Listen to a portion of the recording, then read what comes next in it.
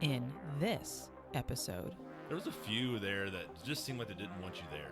HK was one of them. HK hates What? everybody.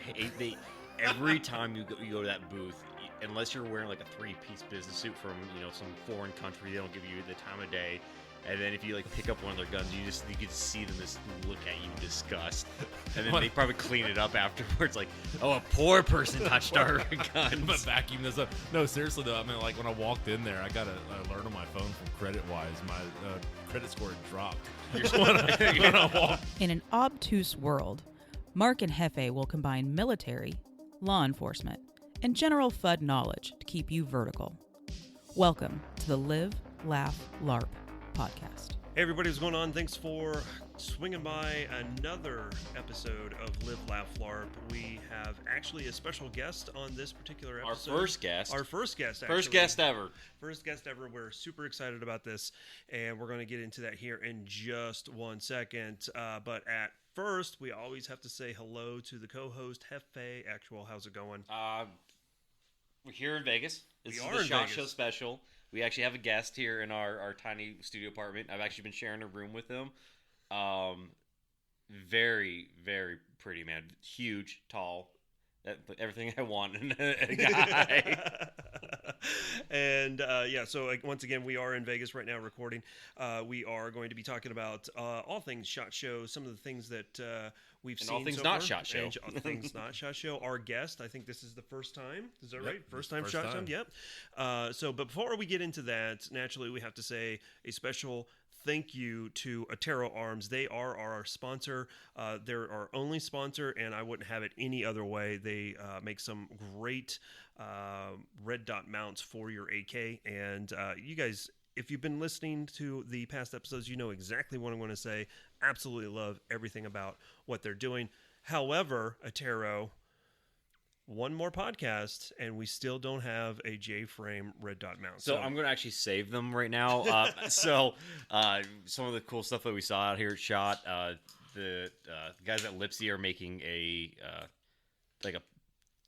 tritium 3-dot sight J-frame, and so if you just do like a dovetail, man, that's all I need is like a dovetail that fits on that thing, and I think we'll be okay. So once again, thank you so much to Atero. We really do appreciate you.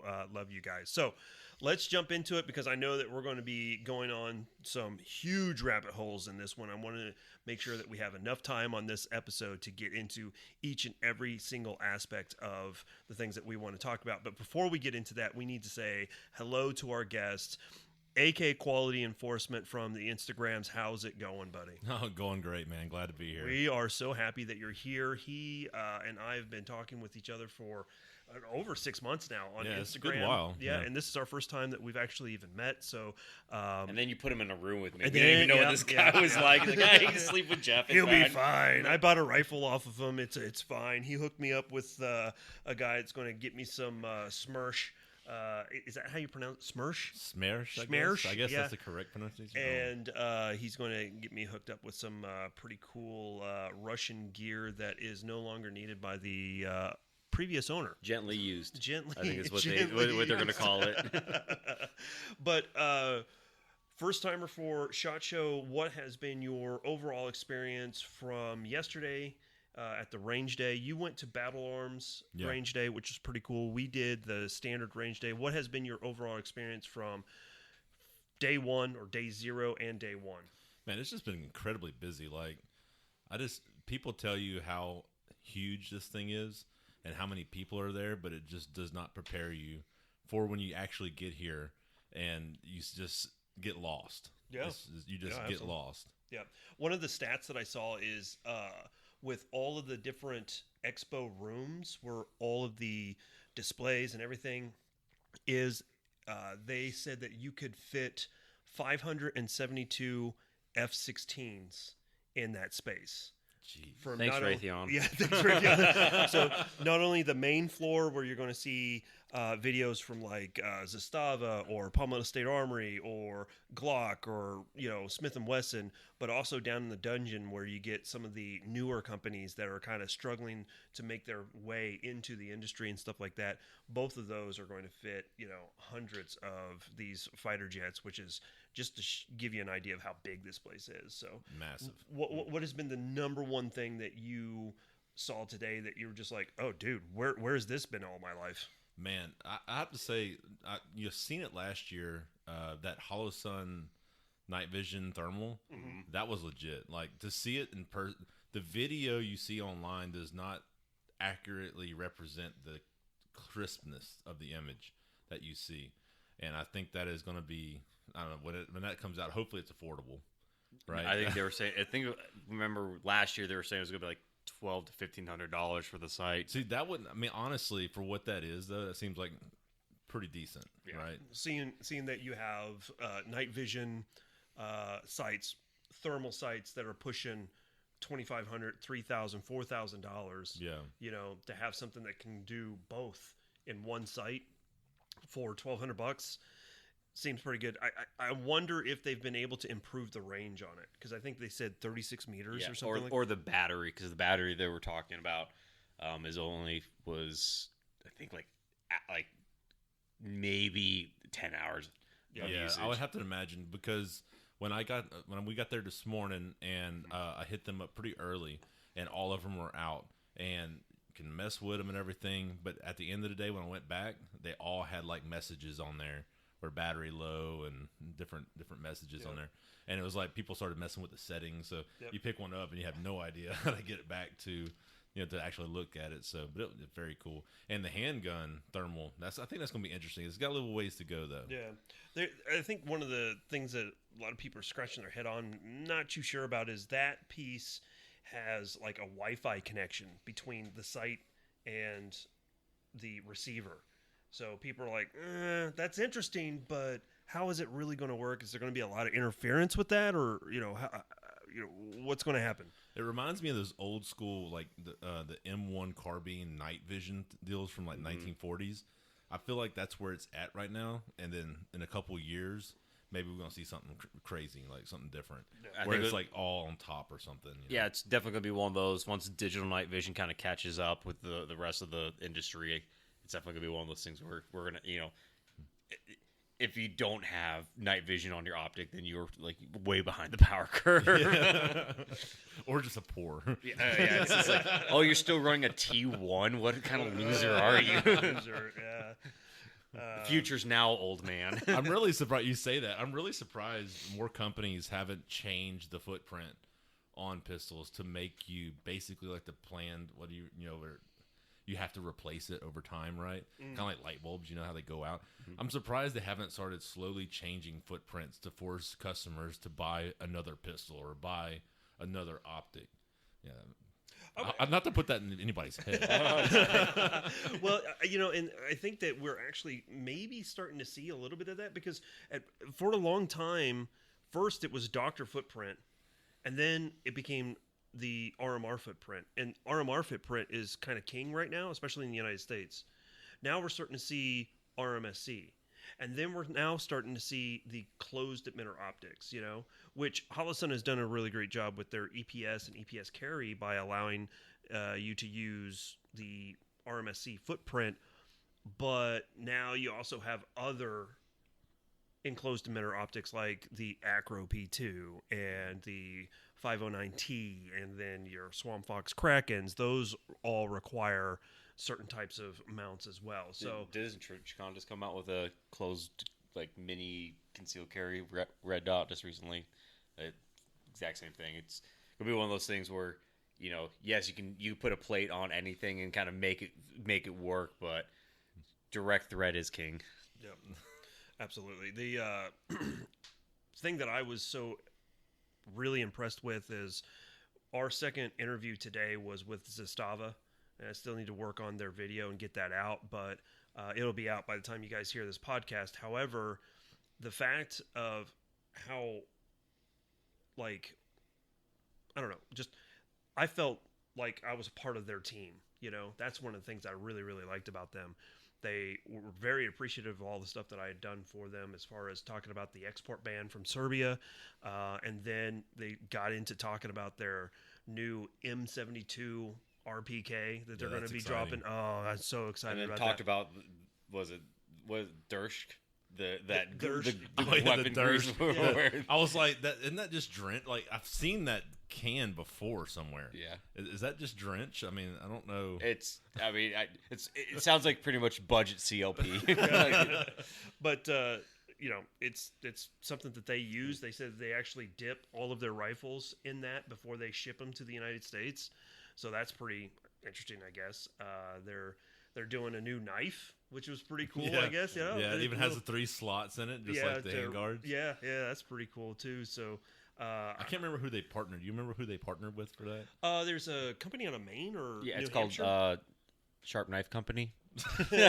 No, it's like Is it Microtech? no, it was Tikka or something like that. It was something weird. Yeah, I it don't think started I've with a heard of T. them before. Yeah. It'll be in the video. Titties. We're all thinking.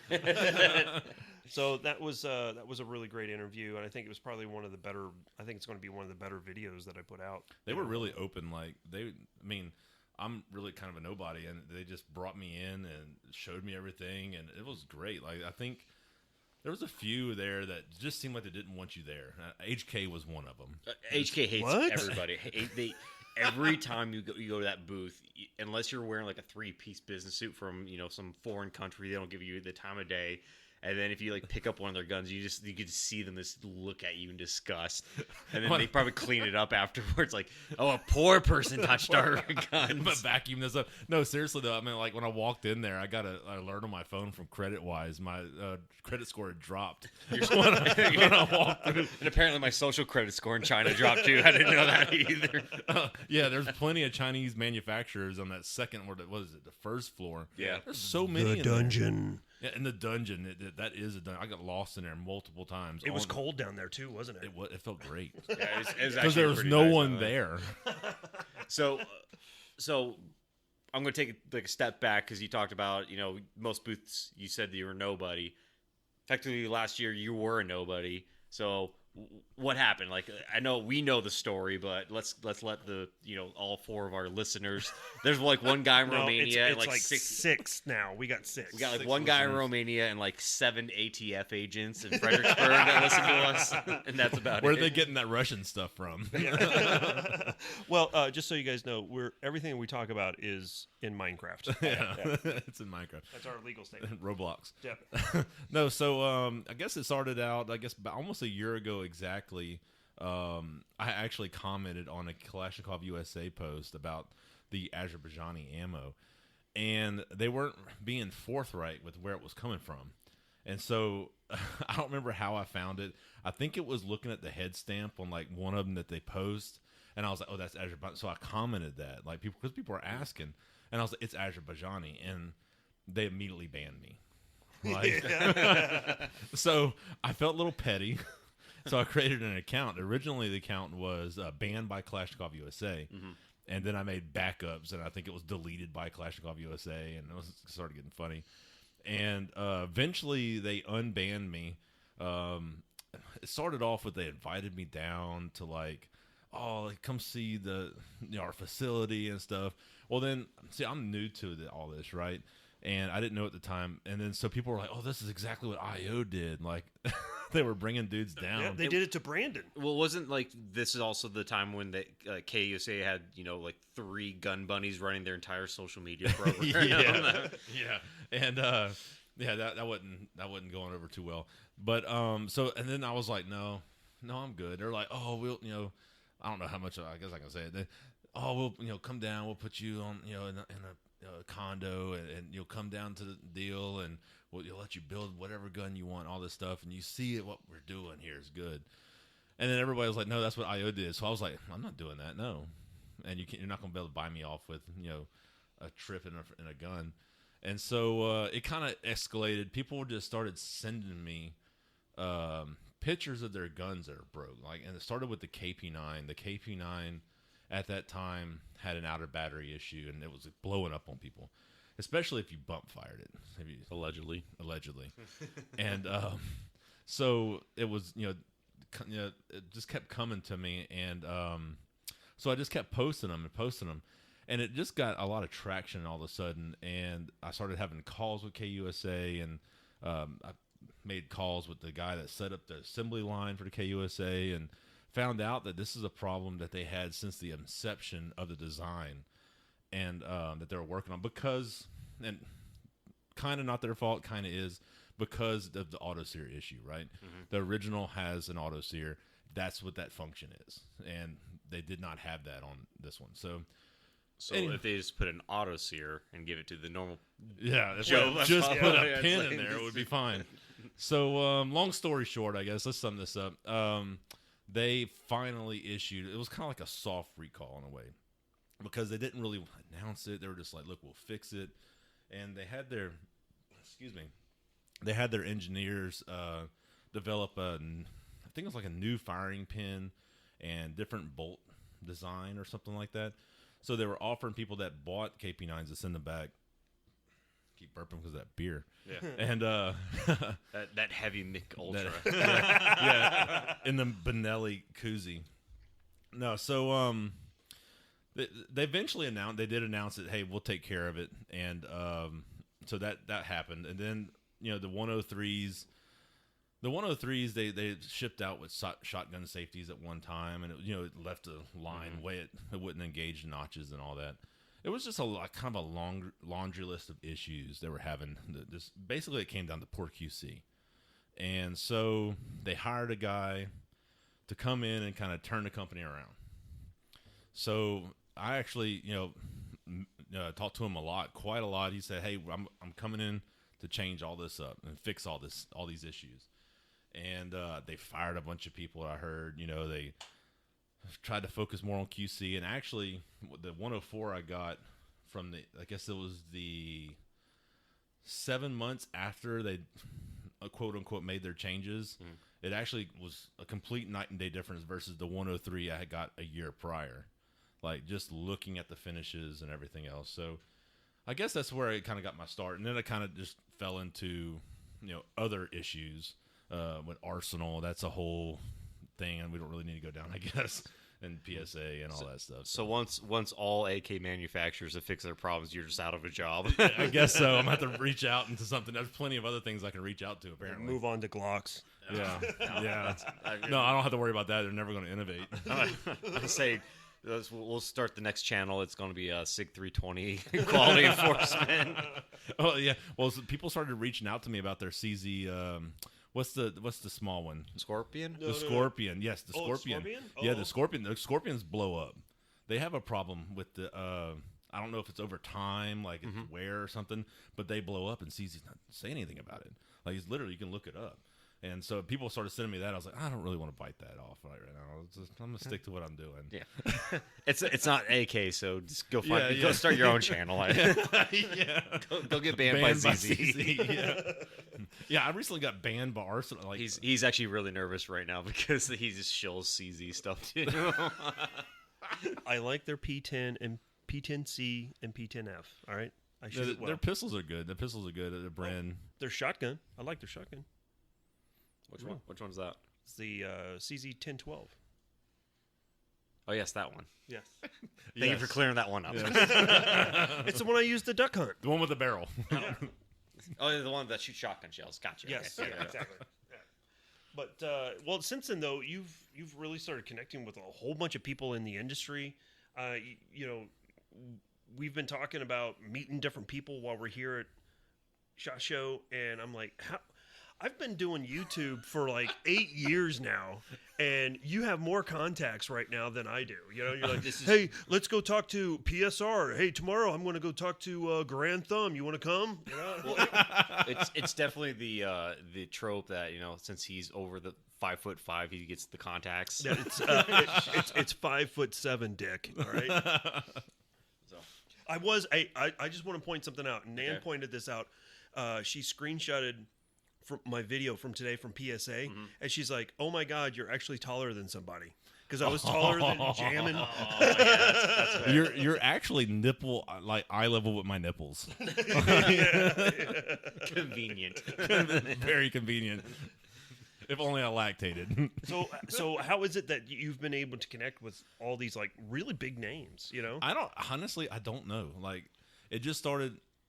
People just reaching out to me, or just me starting conversations with them. I don't know. I don't. It doesn't bother me to talk to me, like reach out to somebody. I guess a lot of people have that fear of, oh, they're not going to read this. Well, surprisingly, they do. Like, a lot of them do. And shoot, it just started like that. I mean, and PSR, he actually, I don't remember how it even started, but he started getting into AKs recently, and he actually printed a Draco, which is really cool. Yeah. And he did the the stuffing things Graza kit. That was the bullpup AK kit. That was really cool. Yeah. That was actually a pretty fun video. Yeah. So he's really talented. He's got some really cool videos. And but yeah, I mean, it's been a lot of fun. So have you been sticking with mainly just Instagram, or are you over on AK Files or Reddit? Yeah, I am on the AK Files. I don't post there too much. Usually, Sorry for us uninitiated and people that actually have an IQ above 10. What's the AK files? Okay, the so AK files. Yeah, AK files. So it is one of these things called a forum. Okay, boomer. Oh, yeah, right? Exactly. It has I got an AR15.com. Exactly. And that's what it is. And it has lived on through the decades. I mean, it's been around for... It's been around for a long time. Yeah, like over 25 years, There's I think, a at this lot of point. information on there and a lot of people... It's got a bad rap. It's got some kind of odd moderators and stuff that you kind of got to tiptoe around. Wait, you're saying a forum... Yeah. AK like enthusiasts has some weird people in it. Exactly, yeah. And so what's funny is, like, a lot of people I meet whenever, for a while I didn't show my face or anything because I didn't want, any of that connection. And when I finally met some people that are heavily in the AK world, and they've met me the first time, you're not who I thought you would be. I guess they thought I would be like, I don't know, like his Mark's height, Someone who is definitely the epitome of, what do they call it, the Napoleon complex, Yeah, living in my mom's basement or something. It's girlfriend's basement, okay? Oh, yeah.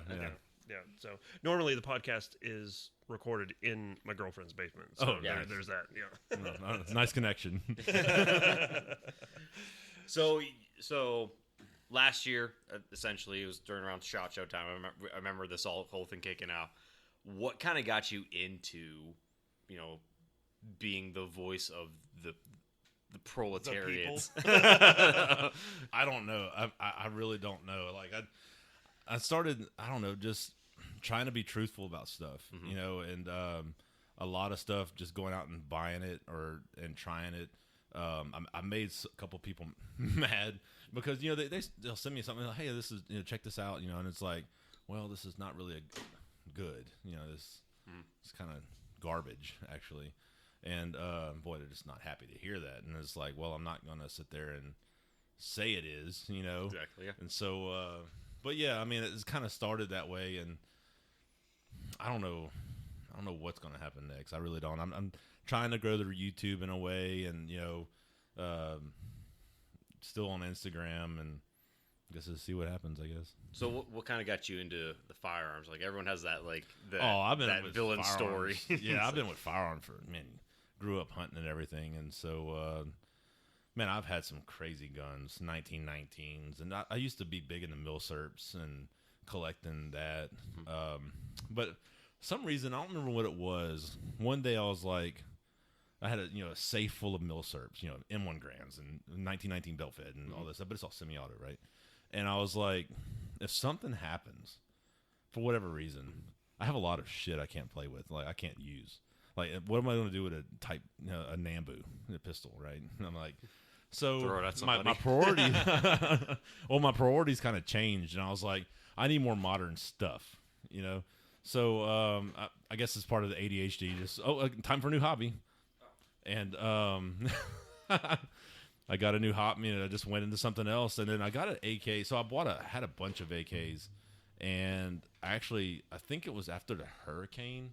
We have had multiple hurricanes in Louisiana, and after one of the hurricanes, I sold a lot of them. During the hurricane or immediately after? Like immediately after. And so I've been kind of growing my collection back, and just kind of focusing on just modern stuff. And another thing I never focused on was gear. Like I started, more I started reading about training and everything. It was like, what am I going to do with all these guns and magazines? What am I going to do? Carry them around in my pockets? Like, so then I started looking into gear, and I'm like, okay, well, more people need to do this. Instead of just having a safe full of guns you can't do anything with. So, but anyway. So, what's of the AKs that you do have now? What's your favorite? Oh man! And not to say that this is your favorite because it's the best. It's just the one that you have maybe the most emotional tie to, or something. The one that gets your giblets off. Man, I don't know, because right now I haven't even got it built yet, but I feel like the crank that I'm building is going to be it for me, because I sourced the trunnion, and it's a birth year trunnion, and I had to pay extra for it, and all the different parts I had to get. I kind of went above and beyond, when I should have just went cheap route and got WPP parts. So I think when that one finally gets finished, that's going to be my go-to, and the one I care about the most. I even got pristine hand guards and all kind of stuff. You should just take the PSA crank and just put your parts in it.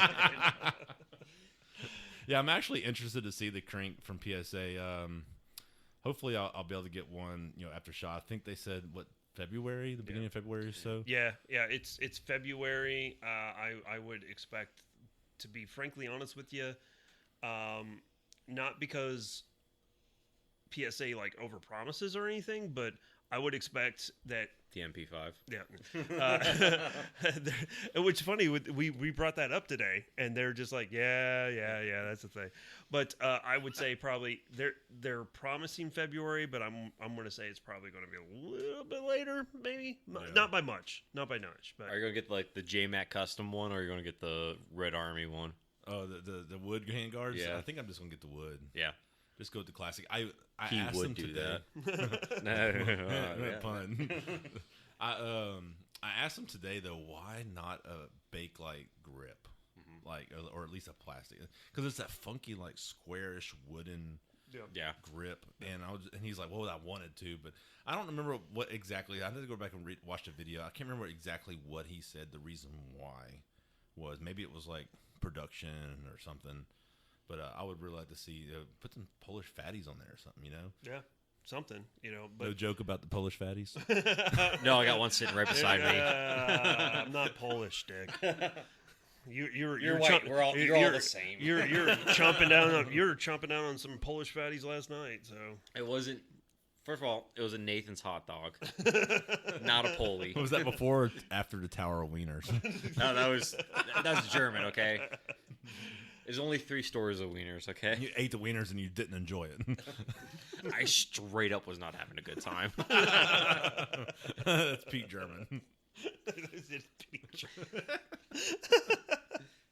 So, we talked a little bit about how you got to from calling out KUSA to be in that SHOT Show.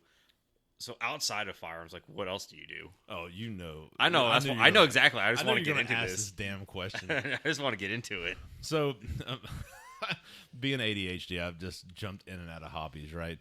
And when I was 18, I started collecting Thomas Edison cylinder players, which is basically an Edison phonograph. For those also, because I had to Google it myself, it's essentially a cylinder record.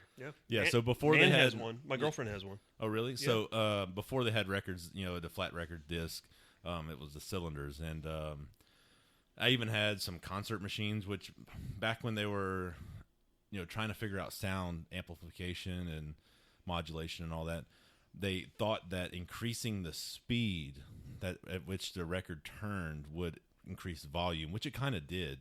So they had these records that are literally 5 inches diameter, and it would slide on the machine, and it had these huge horns. It was like on a crane, and it was about 4 or 5 foot long brass horn that would connect to it. I used to have one. I actually sold it a couple years ago, actually after the hurricane, because it was such a rare machine. I got it from a guy in Washington State. He had like a museum. He traveled all over the world. This dude he had like literally a museum at his house, big, huge warehouse. And he sold that machine to me. And I was just like, look, I can't have something like this. It's going to get ruined in a hurricane. Like, this is basically a museum piece. It belongs in the museum. It belongs in the museum. That was I was coming. setting you up. So, so I got rid of it. And I'm kind of starting to chop them down because they take up a lot of space. And so, because I also had jukeboxes, I had a 1947 jukebox that played the 78s, and I sold that one, but I also have a 55 AMI jukebox that plays 45. So I still got that. What got you into like what? I How don't did we know. go from? I don't know. I'm a boy in Louisiana. I'm hunting on the farm too. I'm now a avid collector of Thomas Edison wax cylinders. When I was 8 years old, one Sunday morning, I saw Antiques Roadshow, and I was like, "Yeah." I say this man literally lived American Pickers and then went straight No into joke, dude. I've straight had that. I mean, old cars. I can't tell you how many old cars I've had. Everything from I had a 1923 Model T that I would put together and build. I was actually building a period correct race car. So it was just basically a frame with the wheels. It was incredibly dangerous with wood spokes and everything. As the Lord intended. Yeah. Like, well, I mean, you don't realize like until you drive one, because you can't. It's not like a modern car, right? There's 3 pedals. Well, there's actually 3 pedals and a lever, and you have your steering wheel with 2 levers on that. Your throttle is hand controlled on the steering wheel, along with your timing, and your pedals are the middle one is reverse, the right one is brake, and your left one is middle clutch, down, forward, and low, and then push the lever forward, which is also your emergency brake, left off the pedal, and that's high. You need a college degree to drive it. I'm about to say, there's a reason why. Oh, no, I'm not going to say That was. You're about to say something like about women, aren't you? Or Asians. But both, I guess. There we go. There's that. It's out there now. And you know what I found really quickly is that you heard about getting your arm broken with the. I almost had my arm broken. Yeah. With it kicked back because you have to set your timing on your steering wheel. If you don't set the timing correctly, when you go to start it, it will kick back. And one time I was doing it, and I was just trying to. You're supposed to start it a certain way with your hand positioning and all kind of crap. You can't wrap your thumb over the top of it. You got to cup. You got to use your cup left the hand balls. if you're right-handed. And, Got to reach down there, cup it, grasp it just right, yeah. or it's And going I to was come just- back on you. I was just turning it like because I was just putting it back together. We're laughing at the arm gestures. Yeah, the arm gestures. I'm doing a great gesture here, but I was trying to get it started because it was sat for like 8 years when I bought it. The guy had died and just sat. So when I got it home, I was like started messing with it, and I was like, I got to start this thing. So I just started like cranking on it, like cranking on it. Again with the arm gesture. And it popped back. I didn't expect it to start. It popped back, and luckily it threw my arm into the fender, and it didn't like catch it because it would have broke my arm. Yeah. It was awesome. See, I didn't. So the only reason I know cars used to do that is because I watched Chitty Chitty Bang Bang growing up, and that's like really about it. Man, I even had that. I just had a 34 Hudson, which was really cool. It was a straight 8. And it had no oil pump or anything. It was a slosher motor. But basically, you put the oil in to a certain level and hope to God that you don't suck it dry. Because anything, so back then, the speed limit, there was no speed limits. Right. But any speed limit that was 35 miles an hour. Because everything was country road, basically, everywhere in the United States. What country roads that take you home, right? Yeah, to Virginia. To the place where you belong. Gotcha. Okay. So that's who? John Denver? Is that John Denver? Yeah. Okay. is it John Bullshit. Denver?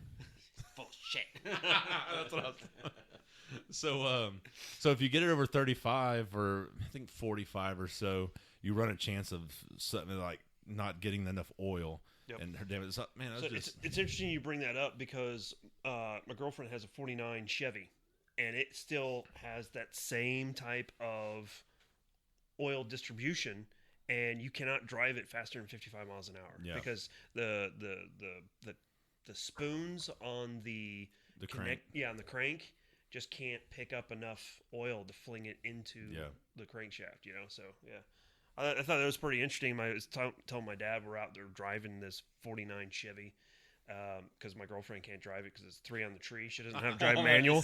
Yeah.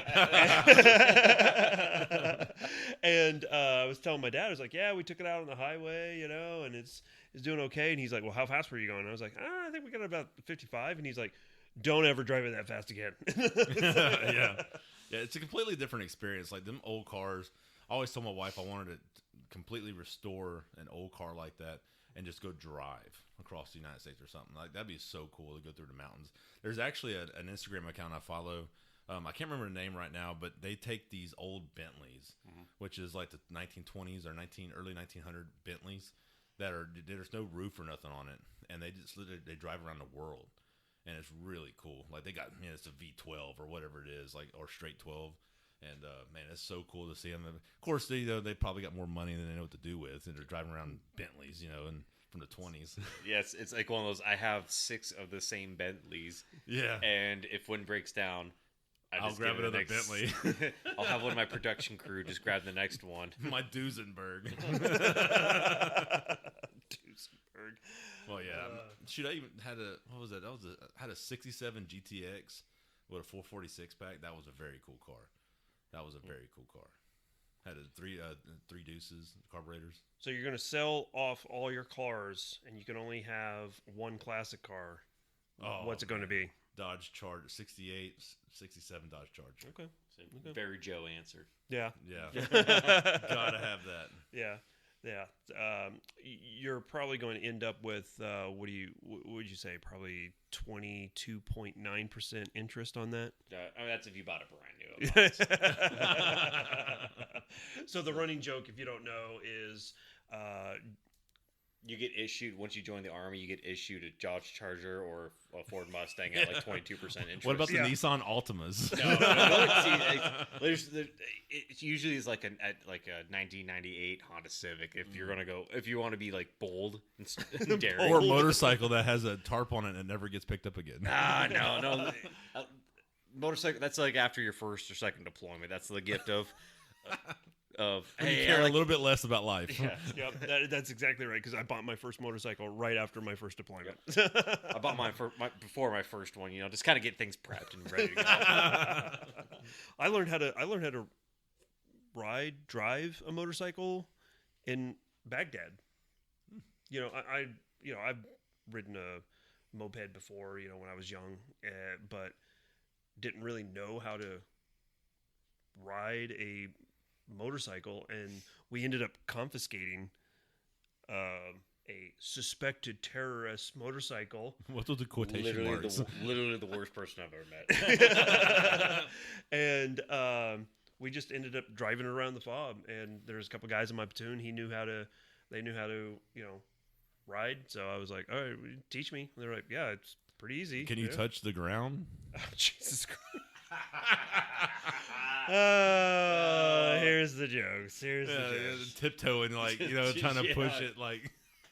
Hey, it's like so in the Army they make you do like a safety course, and it's like a mandated if you are in the military and you ride a motorcycle, and it's so great. You will have these Joes that are smaller than him buying these like Hayabusa like 1100s.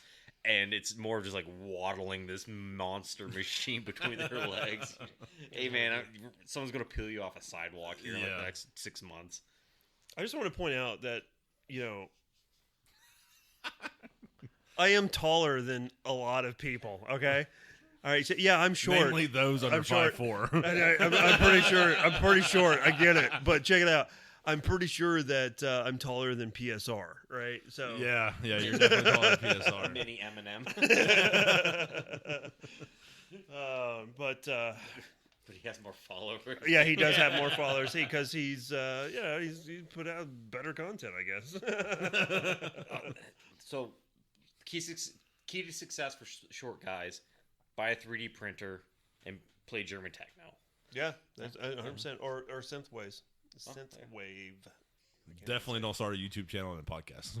This was not the power play. That's for sure.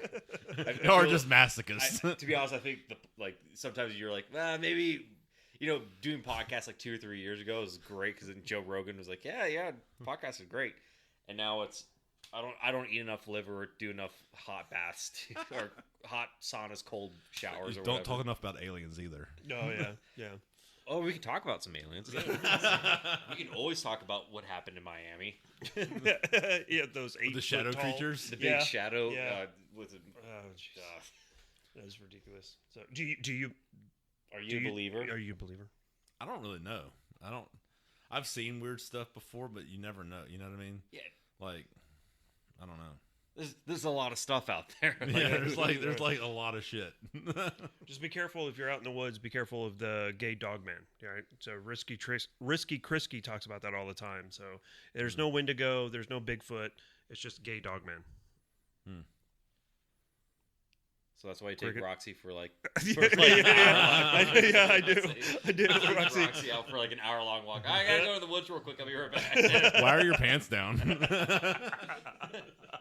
Come back panting. Oh my god! I thought you were going with the Roxy will protect me type of thing. No, you're the gay dog walker. That's what I'm inferring. Well, see, this is one of the tangents that we're getting into.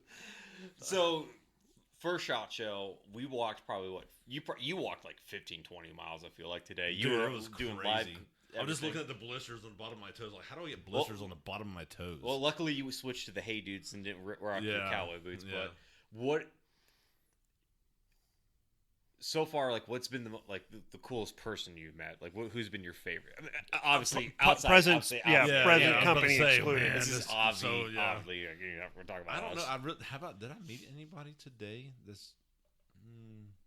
Yeah, you did, man. You freaking Seaburn Art, right? Oh yeah, that was cool. That magazine. Yeah, that was magazine. awesome. So can we even talk about that? Yeah, is that yeah. okay? I didn't know Everything's how free rated this was. Yeah. So yeah. Again, there's only like 6 people listening, so and 5 of them are your family. One guy in Romania. So, hi, Mom. So yeah, well, you got Nathan. one too, though. Yeah. So this is what happened. So we found Nate from Seaburn Art. BR was out there too. They were doing signing magazines at Amend 2. Yeah. And all you had to do is go up and say, hey, I want you to draw this. And this mad lad would just, like, in 30, 40 seconds, draw what you had in mind and hand you a fully functioning Amend 2 mag. One of their, like, new translucent ones, I think. Yeah, it was cool looking. And then, and so I go up there, and first of all, the ad I saw, but his thing on it said, hey, we get a signed mag for me. So I'm like, cool, I'll go get a signed mag.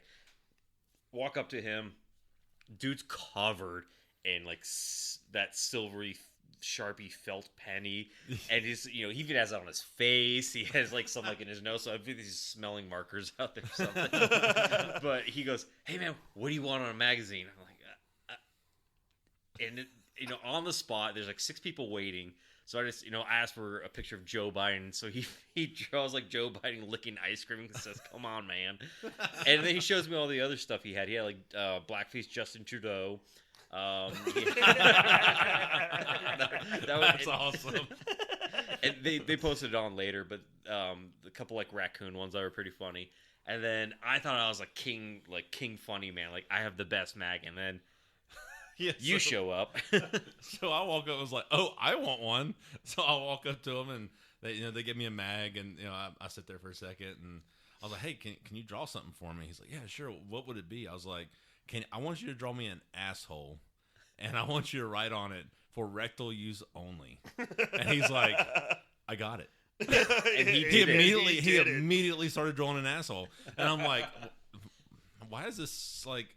I had so many questions at that point. I was like, "Man, why are you so good at drawing assholes?" Because so it's like 2 hands like grabbing a gaping butt, and it's like spreading the butt, and it's like and he wrote it down below for us to use only. And he shows it to me, and he's like, "Oh wait, it can be better." And he like grabs a red marker and he like colors in the butthole red, and I'm like, "Oh, I got color on mine. I'm special." It's two-tone. It's two-tone. You got to make it realistic, gaping butthole. Yeah, that girl that was, I don't know who that girl that was with them, but she was like totally like, oh, I got to record this. And I was like, oh wait, I need to record it. So I brought my phone out to try to record him while he was doing it. It was great. Well, I'm glad that you guys had fun while I was editing videos. So this is what happened. Like we were sitting there eating our 3 o'clock in the afternoon lunch. That was breakfast. Brunch. It was like 3 yeah, o'clock. 3 o'clock brunch. And it was actually like 3:30, and they were going to be done by 4. So I was like, hey, I'm going to go head over to this. And then Mark, his poor little feet hurt, so he's like, I'm going to go back and edit videos. That is no, and I will have you know, I'll have you know, good stuff. But that video that I pulled together, it is rocking and rolling right now. So I'm very happy that I unfortunately had to take one for the team. Yeah, you didn't get a butthole mag, so I know. So I know. Well, they're going to be out and about too. Like we'll find them again. Yeah, no problem. So. Yeah, I kept trying. I was like Satan on his little shoulder, like, "Hey, let's go look at. You're a revolver guy, right? Let's go. Let's go look at Colt. They have that new blue Python." And he's like, "Oh, I want to, but Mark." So it was kind of like the like some like grim fairy tale where I go off on my own for a little bit, and then this guy keeps on following me. I was like, hey, I know we talked about not going to seeing things. Let's go find something to go look at. And we ended up talking. I think the only one I went because this is something I really want to do. Daryl Bulkey was working with Lipsy Arms to make the ultimate J frame, which I had to go see because I'm a the revolver guy. Ultimate J frame. The ultimate, and it is. It is you pretty. can test. You can test that. It is awesome. Very smooth J frame. It is it's awesome. A beautiful gun. They worked a lot on it. Better than the Diamondback. Yeah, a lot better. Like, in historians 500 years from now will listen to this podcast. Like, what do they talk about? It's Diamondback. But the Diamondback's revolver, we shot it yesterday at the range day. An obnoxiously smooth revolver for being it's. I just don't know. It's Diamondback. Well, that's what we said. That's like too. a FUD gun, right? What sucks about it is it's essentially a Ruger GP 100 clone. That's they did what Daryl did, DB did. They put like a 3-dot sight on it, and it's dovetailed in the back, so it actually has decent pistol sights. It's a 6-shot 38. That's that Bud Light he's drinking, by the way. Oh yeah, that sweet Bud Light. Well, hey, they sponsored UFC now, so we can say a lot of mean things about certain people, and it's all okay now. But and then it was a very smooth trigger. Until DB even said something about it. The one we shot or messed around with, because he was explaining like, usually revolvers, as you first start pulling, you actually have to break a first wall and then press it into the second wall. That one that we messed around with today, no first wall. No, it was a smooth pull, but there was a second wall. There was I guess it would be like a first wall, but it was way at the back. Yeah, and it was if you just didn't know it was there and you just kept pulling, you'd go right through it. Yeah. Like that's how smooth it was. It almost seemed like a J frame that had like 5,000 rounds through it. Is what that double action. Oh no, this is something. No, we're talking about the Smith & Wesson J frame, the new one, the ultimate. Oh, I thought we were still on the Diamondback. No, the Diamondback. When did we switch? We're fluent, man. Okay, I'll be over here. I'll be over here. So it's in 32 H&R. Well, there's two of them. There's the 5-shot 38 special. Okay. That takes plus B, and then there's a 6-shot 32 H&R Magnum. That seems cool. That seems cool. I've already contacted our gun store. I'm like, hey, you're a Lipsy dealer. Get me one of these. Make sure they order you ammo too. That's going to be the hard thing. If I get the 32. It's like, oh, this is awesome. I can't wait to look at it. Yeah, 32 is definitely one of those calibers that 38 special is hard enough to find, and then you go to like Academy and it's still for a box like 50, it's like almost $40, and it's like, man, why the hell do I shoot this thing? Yeah. And then now it's going to be, if I want to get like 32 H&R or even 32 long, it's not as expensive. I've never even seen 32 long. Ace ever so often has 32 long. Ace has our local shop has some off ball. Is it Ace Hardware? No, I was like, It's called American Cash Exchange, and like so every time I say go over to Ace and go talk to them about. So buying it's a guns. pawn shop. You said Ace Cash. It's a pawn shop. So it's a gun store masquerading as a pawn shop because our city rules. So our city for the longest time was very anti-gun shop. There was no gun shops in town. Like we had Dick's, we had Walmart, and then Academy showed up, and so that was our only gun stores in town. And then we Academy. had I won't shop at Academy. What? What? No, they bend the knee, man. No ARs, no nothing. At least where I live. Yeah, that is true. I've noticed. I noticed. I never asked about that, but I noticed that they didn't have any ARs. Yeah, they don't sell any semi-auto. I don't think they sell any semi-automatics anymore, except maybe like 22 Rugers and your shotguns. You know the safe semi-autos. Yeah. Well, it's the only big box store, so it. Yeah, for like you go in for ammo and stuff, yeah, but exactly. like It's a data point at the very least to show kind of what the market's doing. So, and plus, I don't think I've ever been in there and not got frustrated at checkout line. Oh, that's true. I mean, not ours. Not ours. Yeah. I mean, again, we are. Yeah, we are looking exception at two to the rule. Yeah, for sure. What's funny though is, so my girlfriend's sister asked where all the time. She's like, well, what's Mark up to? And she's like, oh, well, he's over at Ace hanging out with his friends and talking with them. And for the longest time, for what like an 2 old years, person thing to do. I know, right? So for 2 years she thought I was at Ace Hardware just hanging out, like the old the Home Improvement with Tim when he goes into this hardware store and it's just like eating donuts and drinking coffee. Like. And then finally she was like, well, what does he do there all the time? She goes, he sits there and talks about guns. And she goes, That's at funnier. Ace? She goes, at That's Ace what I was wondering. Hardware? Like, Ace Hardware? Like.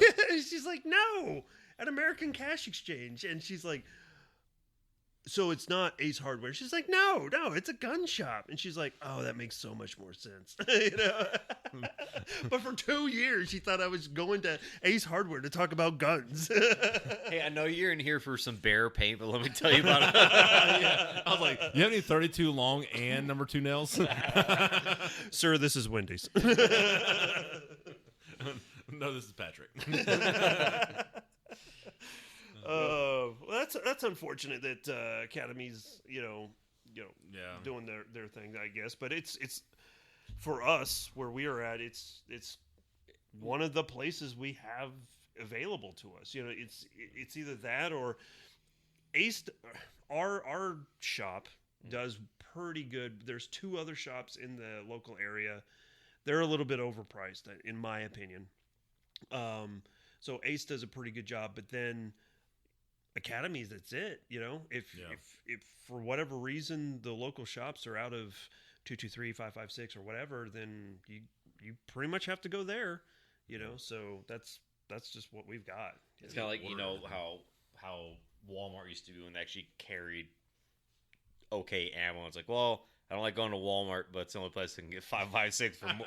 That's not like my Walmart still sells ammo and all that. They stopped selling guns, but they still got ammo and everything. The one in town, I think, still sells shotguns and stuff. Well, ours sells. They have a couple bolt action rifles, shotguns, a couple lever actions. Guns, yeah, they have some lever guns, but they only sell the very generic 40 Smith & Wesson and 30-06, and that's really about it. Yep. No. 350 Legend. Speaking of lever action, why don't we talk about why there's so many lever actions? Oh, we know exactly why. I know exactly why. Man. Yeah, that is the theme of SHOT Show this year is everything lever gun. I think Smith & Wesson has one. The Marlin Dark Rifle's coming back. Yep. And Midwest has their Midwest furniture set. Yep. set. You got Henry coming out with their new Premier or whatever they call it. Supreme. Supreme. Bear Arms, I think, was the other one that Greg was talking about earlier. Yeah. And we saw it when we walked by it to amend too. They have a lever action. It just seems like everyone's having a lever action rifle. It's very strange. It's right? almost like people know something. Yeah, it's like So my conspiracy theory is there's people know like the SAFE Act's going to pass, or at least a lot of states are going to start banning semi-autos of some sort. hedging So their bets, yeah, so they're coming out. There's like coming out with my lever actions or my bolt actions. I mean, now that I'm thinking about it, PSA came out with some bolt actions and shotguns this very year. strange, huh? Very strange. Or maybe with the lever actions, people are just trying to ride the wave of John Wick 4. The lever revolution. Yeah. Levolution. Yeah. That's a ammo. I just wish they would do more lever actions and not cowboy loads. Like, your 44 mag. I mean, I guess it has its place, but like, when I want a lever action, I was like, I want something that, like in 5.56, but that takes an AR-15 give me mag. 30-06, or something. Now I understand why, but No, Henry has them. Henry has the it's an XLR series, and it comes in. It's a 5.56. Is it tube fed though? Yeah, it's. Oh, okay. No, sorry, sorry. I apologize. The XLR series is essentially what they came out this year with that Supreme, except for it's like a proprietary box mag, like a 5-round box mag. Yeah. I think they had 5.56, 6.5 Creedmoor, 30-06, and 308. I want a classic lever action and like, actual. Well, rifle. you know why they can't do that, right? Well, yeah, I know. We know exactly. But I want it. Figure it out. Yeah, figure it out. Physics be Innovate. damned. If I put a sharp thing on a primer and it's subjected to recoil of heavy calibers, I don't want it to go off in the magazine tube. Yeah. So, you got with Henry, you got the Supreme. They also did Snag Mag, except That's the lever. Supreme. Yeah, Supreme. Yeah. Yeah. But you were saying that they're the XLR series. Oh, the XLR. So XLR yeah. is it's extreme long range hunters, something like that, Yeah. and that came out 4 or 5 years ago. And it's a proprietary kind of box mag. It's essentially like a flush fit magazine that they came out with, and it came with a bunch of calibers. And then this year they took that, smoothed out the action, make it take a normal Magpul magazine, and they have it in 5.56 and 300 blackout. And the kind of crappy thing right now is the 5.56, and I think an 18-inch barrel, and then the 300 blackout's a 16-inch barrel. So, but they were pretty dang accurate. They were accurate. They were great rifles. They promised half MOA accuracy. They promised half MOA. Yeah. But Promised. Yeah, but Jeff couldn't hit the broadside of a barn. So hey, this comes. Okay. This guy. I just want to say that we went over and we were shooting the Detroit City or Detroit Arms lever gun. Gunworks. Yeah, Detroit Gunworks lever gun, and I was No, 4 out of 4 out of bolt 500 gun. yards. So yeah, we during the range. This is probably my absolute favorite thing about the range day we went to. So, and this is my first range day, so I was just kind of like just rocking a hard chubby the entire time. So there's a section where it's kind of they have some mill contractors like that told you, hey, if you aren't military, just get the hell out of here. Yeah. They had some generic stuff, and then there was like just one section of the precision rifle, and these guys are like, hey, I want to come shoot like a $9,000 precision bolt gun that we've built in house, and just shoot our 6.5 Creedmoor, shoot like $15 worth of ammo and and a magazine. And so Detroit Gunworks, they had I think it's called I wish I had it up right now so I can give them some justice, but there was one of their bolt action rifles in 6.5 Creedmoor that they hand built. They even built a suppressor, and they had a Schmidt and Bender in it, and cold bore, not knowing what to do. And the guy's like, hey, aim at that 1,000-yard target, put it at about 7 mils, and about a mil and a half off for wind. First round making impacts, and I could watch it in that Schmidt and Bender. You have you're behind a $15,000 rifle, like worth more than people's cars, and it's just sending $4 worth of 6.5 Creedmoor down range just for funsies. Yep, it's like fireworks, just more expensive. Yeah, it's like lighting a dollar your money and just watching it just blow away. Well, it's great. It's great because It's not my money. It's somebody Yeah, else's. that's true. No, but that was a gorgeous rifle. Like, if you are looking into getting a great, their whole thing was talking about being buying Unaffordable. I mean, for a precision custom made bolt gun, that is considered unfortunately affordable. I think their base model is about $8,000. Yeah. And it comes out in 6 weeks, they said. And I'm pretty sure that rifle would have no problem at a mile. Oh yeah, that's one of those rifles that their unofficial model. I think they said was you can't miss with our stuff, or it was some weird thing like that. It's like, and it rang true. It's one of those you pick that rifle up and shoot 2 or 3 times, and you're hitting 1,000.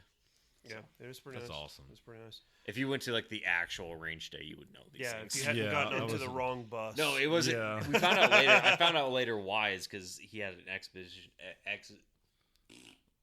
exhibitor. Exhibitor pass, not a I had an exhibitor pass instead of not a media pass. So Like I us Giga Chads over here. Yeah, I went to a lady, and she's like, "Oh, what are you wanting to do?" I was like, "I'd like to go to a range day." And she's like, "Oh, well, here's your ticket," and okay. So I walked to the bus and handed the lady my ticket and got on the bus, and I'm sitting there, and we're about to leave, and she's like, "Oh, you need to get off." And I was like, Sure do. That would be nice. And so got off. She's like, "You can't.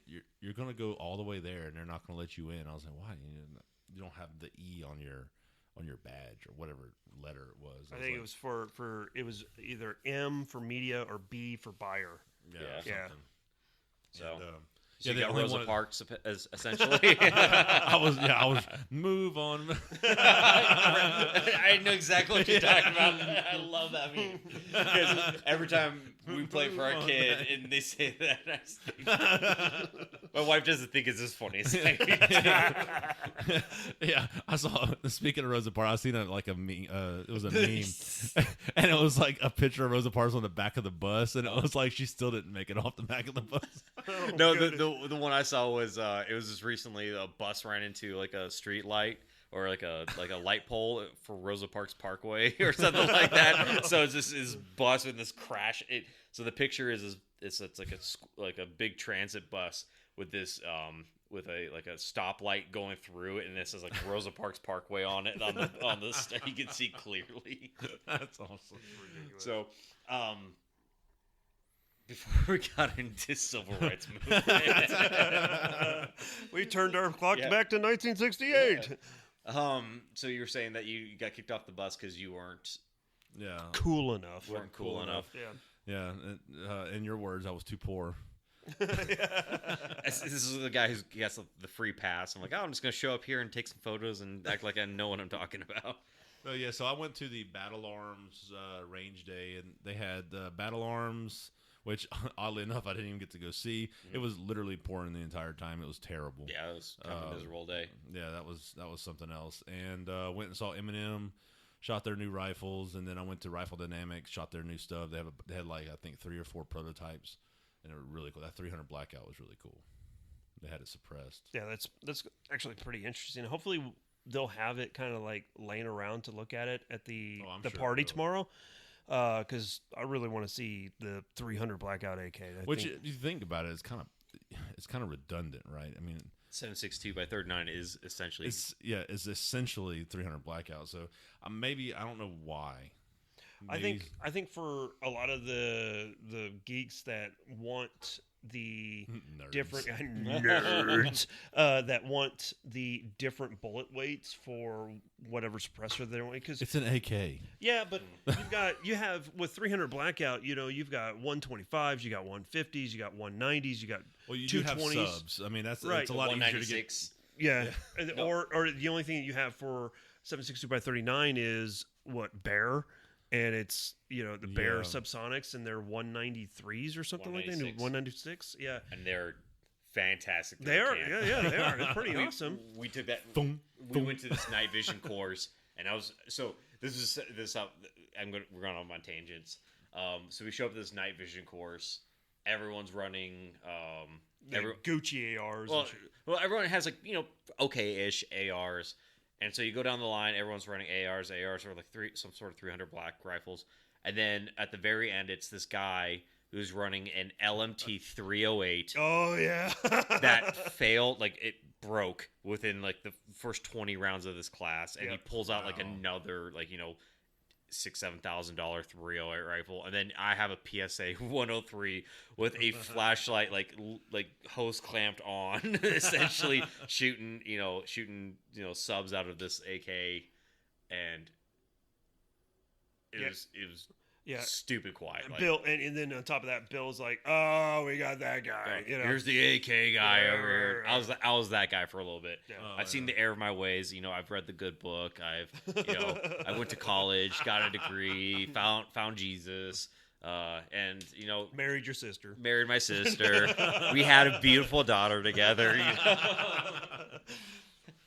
And if you guys want to join my cult, it's just DM me at any point. All I have to do is, I have to have, biblical relations with your wife, but then God will accept you into your kingdom. And And write call me a that prima nocta, right? we call ourselves the Branch Jefinians. And for like our 4 ATF agents that are listening to this right now, This is all a joke. yeah, this is all a joke. Hey, calm yourself down. Yeah, I only kind of started a cult. They're like, I don't agree with this. I kind of lost him where he said the whole whatever branch something or other. I got triggered at Rosa Parks.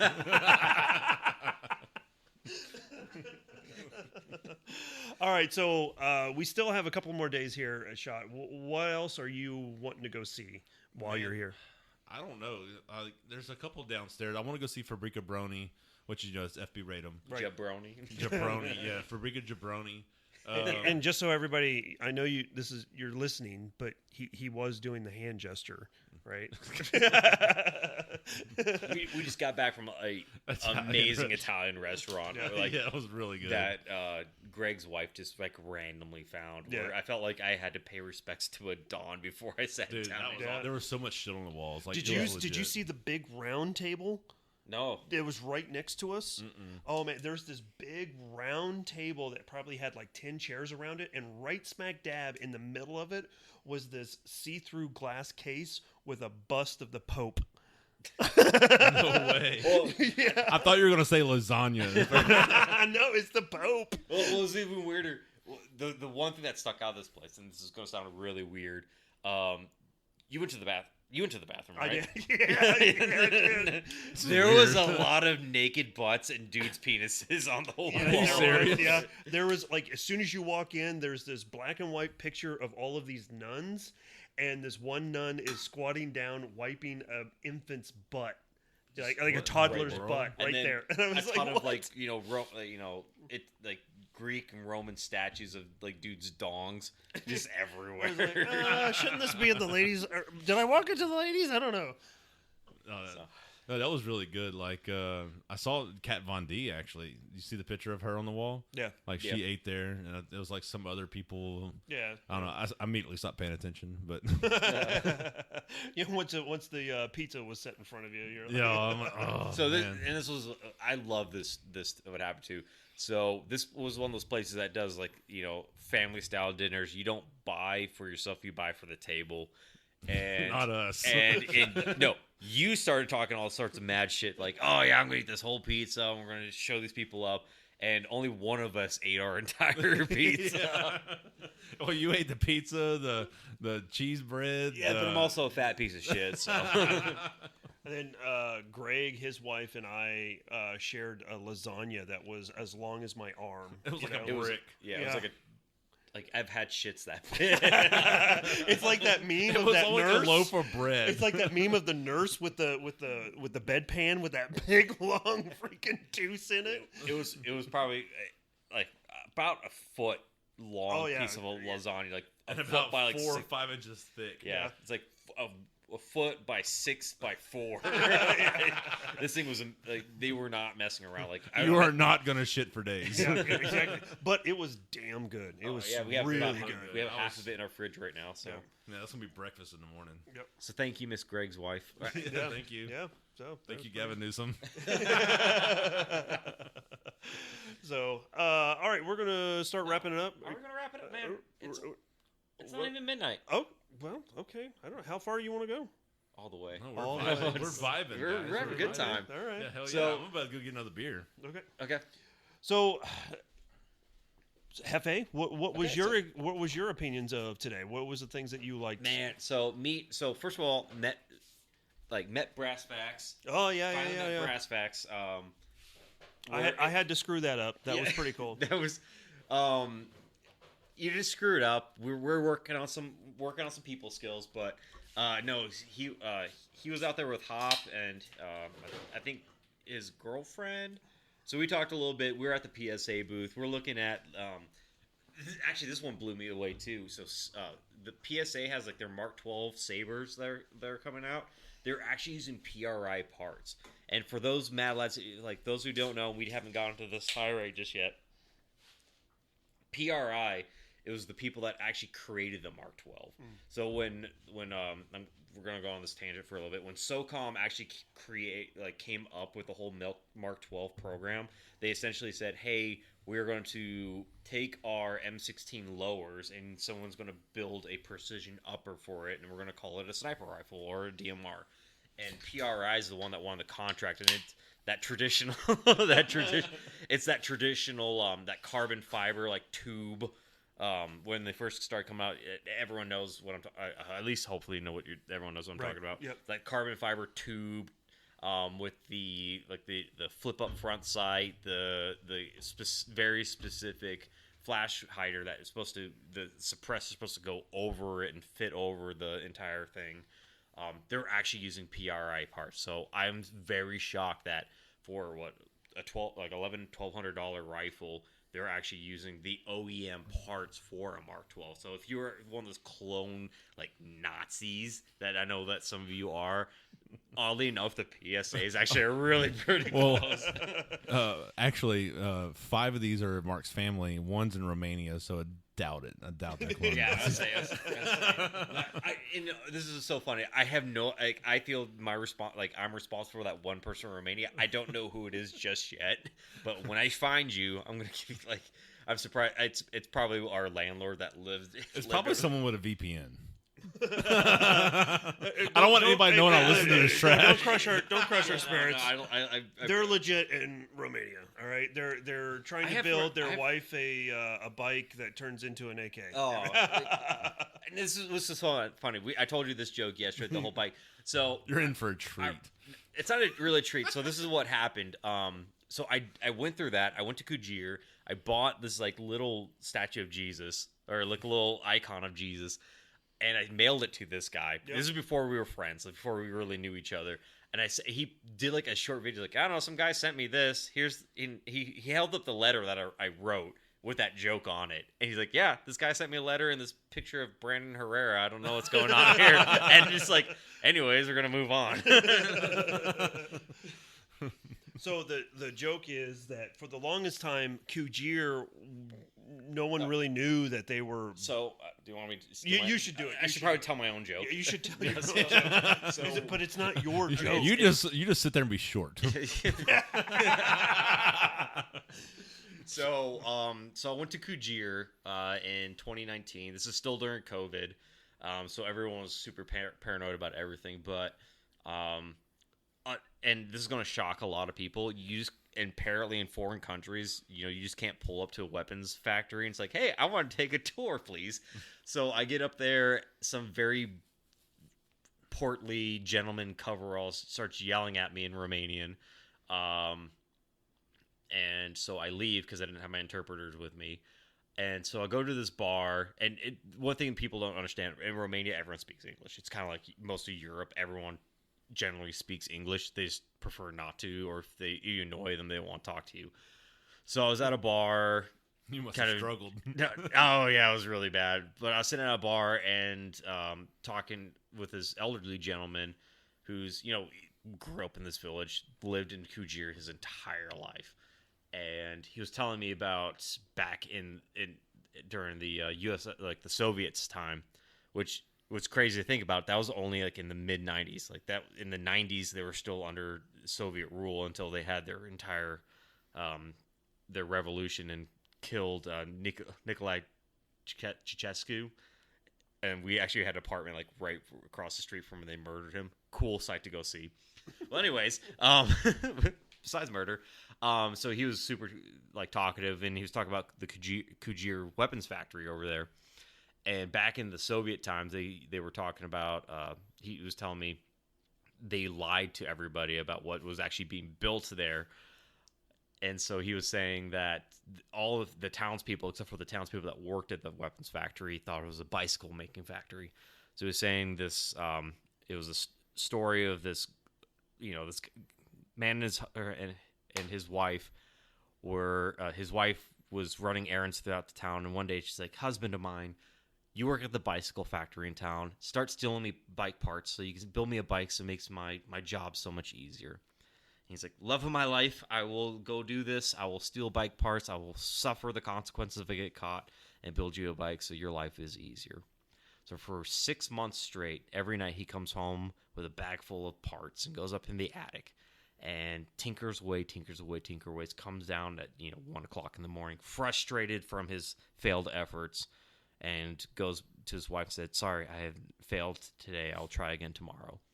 For 6 months straight. And finally his wife's like, "Husband of mine, you've been trying so hard. What is so hard? You work at bicycle factory. I don't understand." And he tells her, "Every time I steal parts and go upstairs to build you a bike, I make AK-47. I don't know what's happening."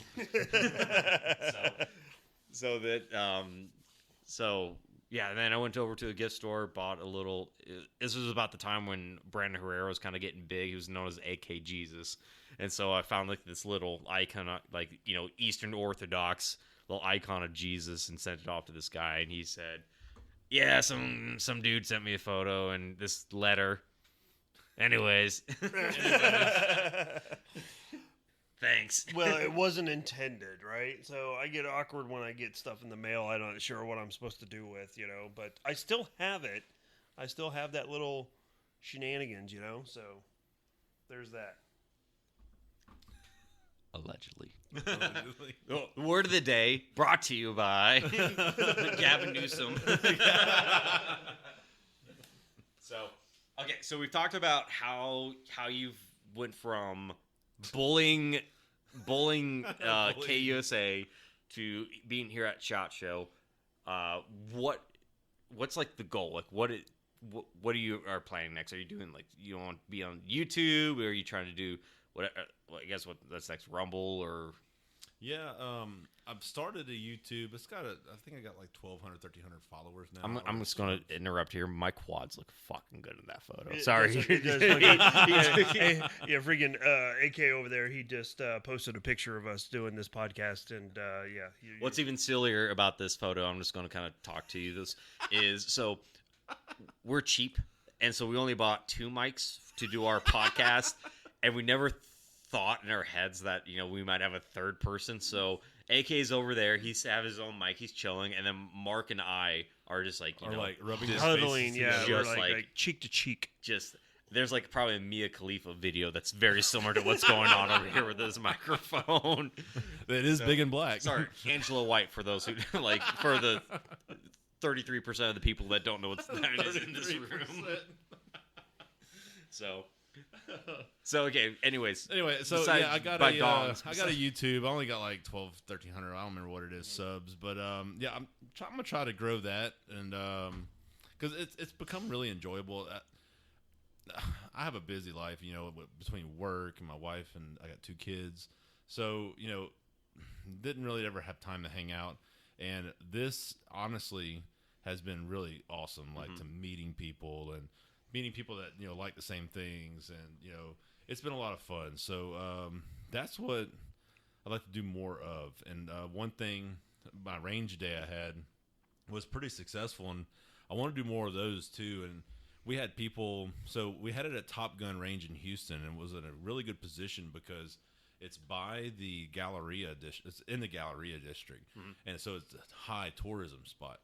And so we had people from, I think, Australia, China, England, Japan,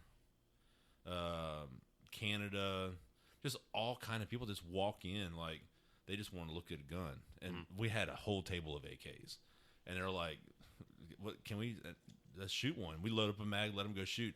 Never shot before. Yeah. And that was really cool, and some people brought their kids, and we had women shooting. And I was like, man, because that's really the future of 2A. Like, if we don't get the women and the kids involved in shooting sports and 2A in general, and especially, these soccer moms in suburbia.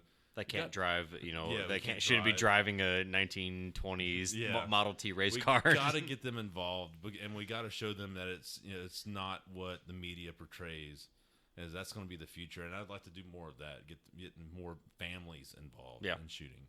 That was a lot of fun. Yeah, so it's kind of going from and that's what I think. I guess it's kind of like a community thing. Yeah, so I hate like 90% of my conversation parts, like, oh, Nathan and BR talk about this. But one of the things they usually talk about is how gun culture's evolved from used to sit and, 2 o'clock in the morning watch Hickok 45 or Nut and Fancy videos. And you're like, oh, yeah, I need that rifle because I need to X, Y, and Z. Now it's I need a rifle because I grow plants and I have family and I want to not have somebody take those from me. So it's kind of weird how the culture around, especially here in SHOT Show, there's still the people that come out here just to steal stickers and the people like you were today were so this guy had like 2 full bags of stickers and patches. Bags of stickers. He was pulling a cart with a whole bunch of crap in it. He's like, oh yeah, if you go over to this booth, they got this sticker. I got like 6 of them. It's great. I'm gonna sell them on eBay. No, that did not happen. No, he's not one of those gremlins, but there's a lot of people that's still in that mindset of like, I need to have the Gucciest rifle, the Gucciest kit, because Instagram. That old man. Speaking of, remember that old man in our Uber this morning? He had a sage wisdom. He said that the best gun that you have is the one that you're proficient with, or something like that. Like he had it. So I mean, really, it is. I mean, he was actually I would say probably a breath of fresh air when it came to the different Uber drivers that we've had here. Yeah. First of all, he spoke English. Second of all, he was a very, very jovial guy, poker dealer. He talked about poker. I had zero clue what he was talking about at the time. He called you. I thought he was getting frustrated at first. He's like, "You're asking a lot of questions." I was like, "Oh, it's going to be this way." Well, no, so because shut up, Jeff. What he was saying was like, I asked him like, "Hey, so where's the best place to play poker in town?" He goes, well, you're asking a lot of questions there. Let me start first with like, okay.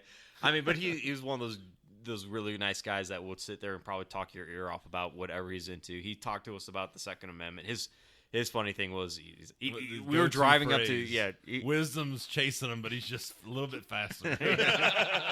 He's a little bit speedier. Yeah. And then the other one was we're like 2A absolutionists here, like carry everywhere, do whatever you want. And he's just like, I got a question for you guys. What is the Second Amendment for? And you're doing that, like, do I need to, like... Yeah, we all, paused, and we're like... It's hunting, right? Oh, man. It's like, I was like, I'm sitting back here. I'm directly behind him. I'm not answering.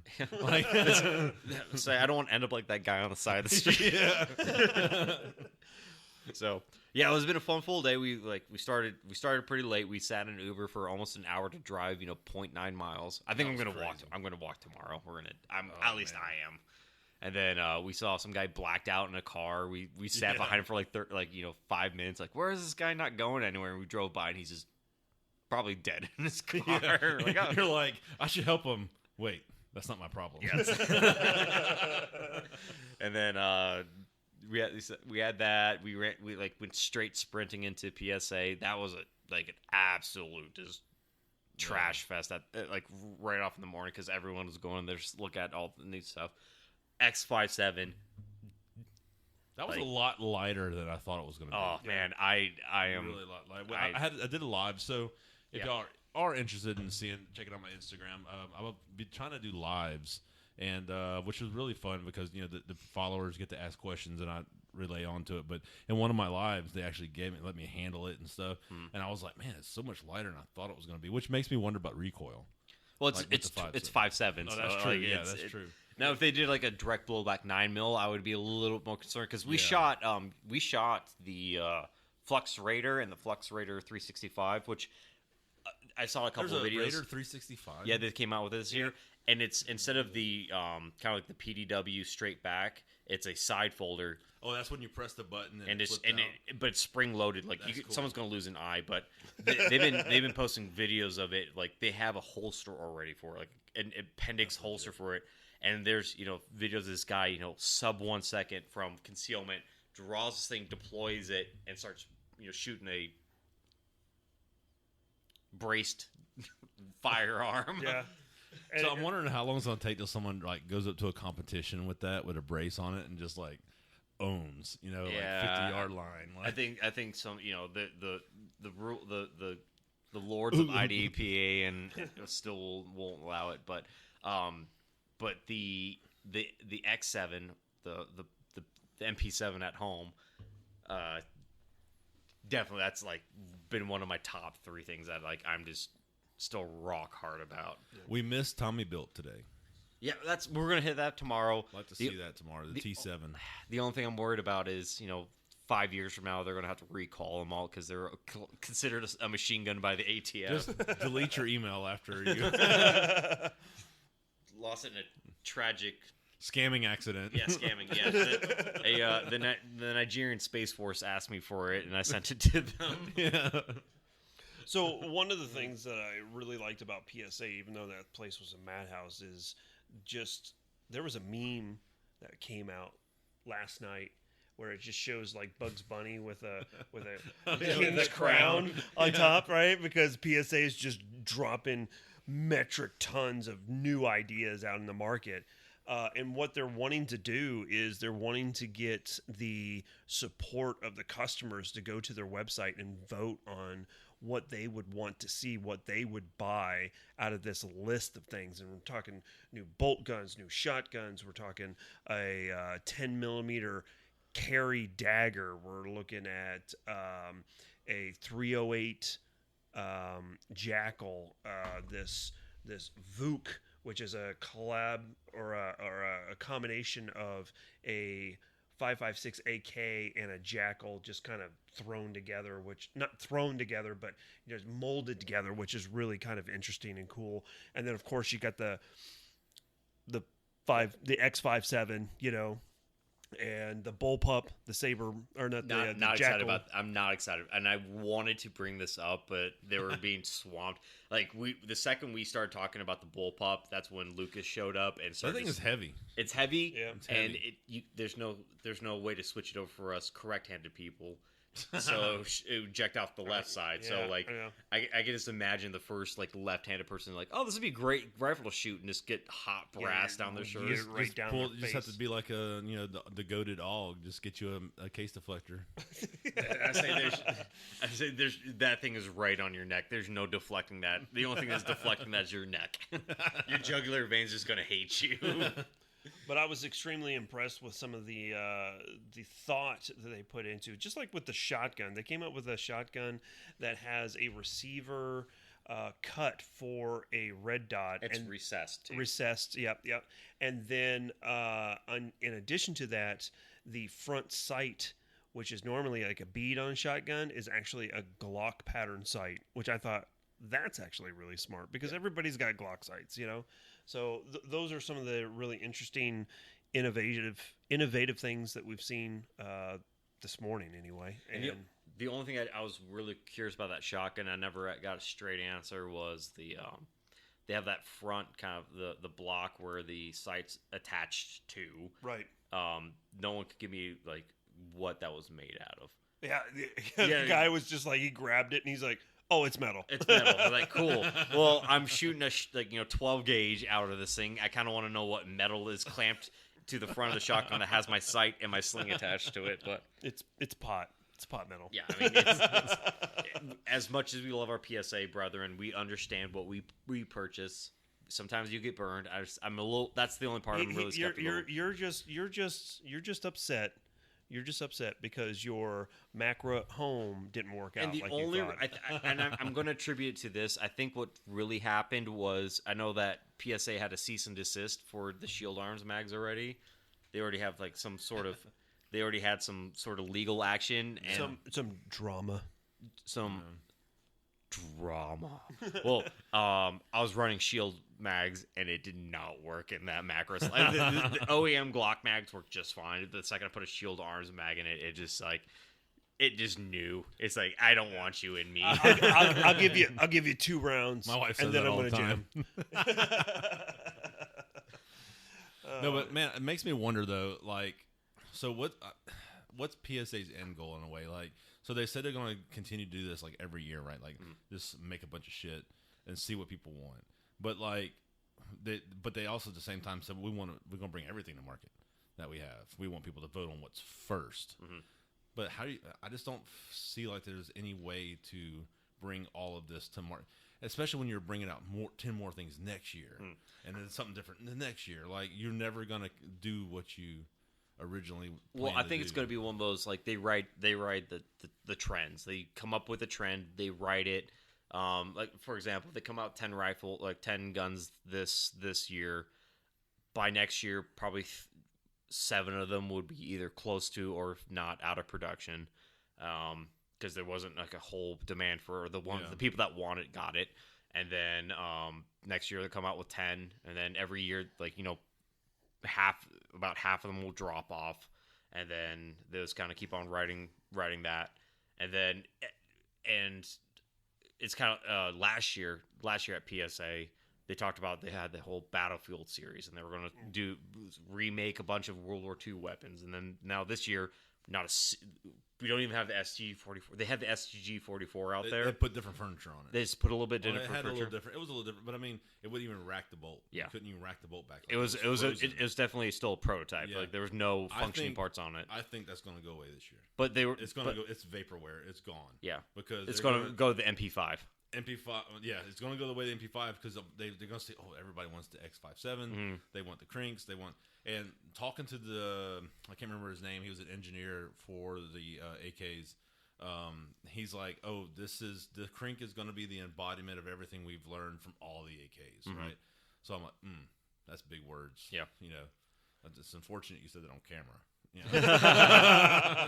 So because like last year their whole big talk was like, we're going to start recreating a bunch of like the World War II rifles and a bunch of these collectible, essentially battle rifles from the era, so people could have like a piece of history. Like they kind of alluded to like M1 carbines, M1 Garands, the STG-44, Car 98s. I just don't see them tooling up for all of that. Yeah, and like when you can still go to CMP and buy what a $600-700 M1 Grand. Yeah, but like, this will be a brand new one, and they're going to probably like, hey, it comes in 300 blackout. And, Yeah. There's one in 308, 300 blackout, 5.56, 7.62. Yeah, I cannot wait. I cannot wait for the M1 Grand that takes 300 blackout. We laugh, but then a MG34 in 300 Norma came out from Ohio Ordnance. Yeah. So it's the same guys that took the BAR and like, hey, we remake a BAR. But why? then we came out with the H car because it's cool. And granted, yeah, having a 30-06, battle rifles would be awesome. And then they come up with this essentially it looks like an MG 34 or 32. Does. It even has like the same like trigger pack. Sorry, MG 43. What's more like an MG 34? You have NG 34. There's which one that has, sounds like farts, and there's one that's really slow.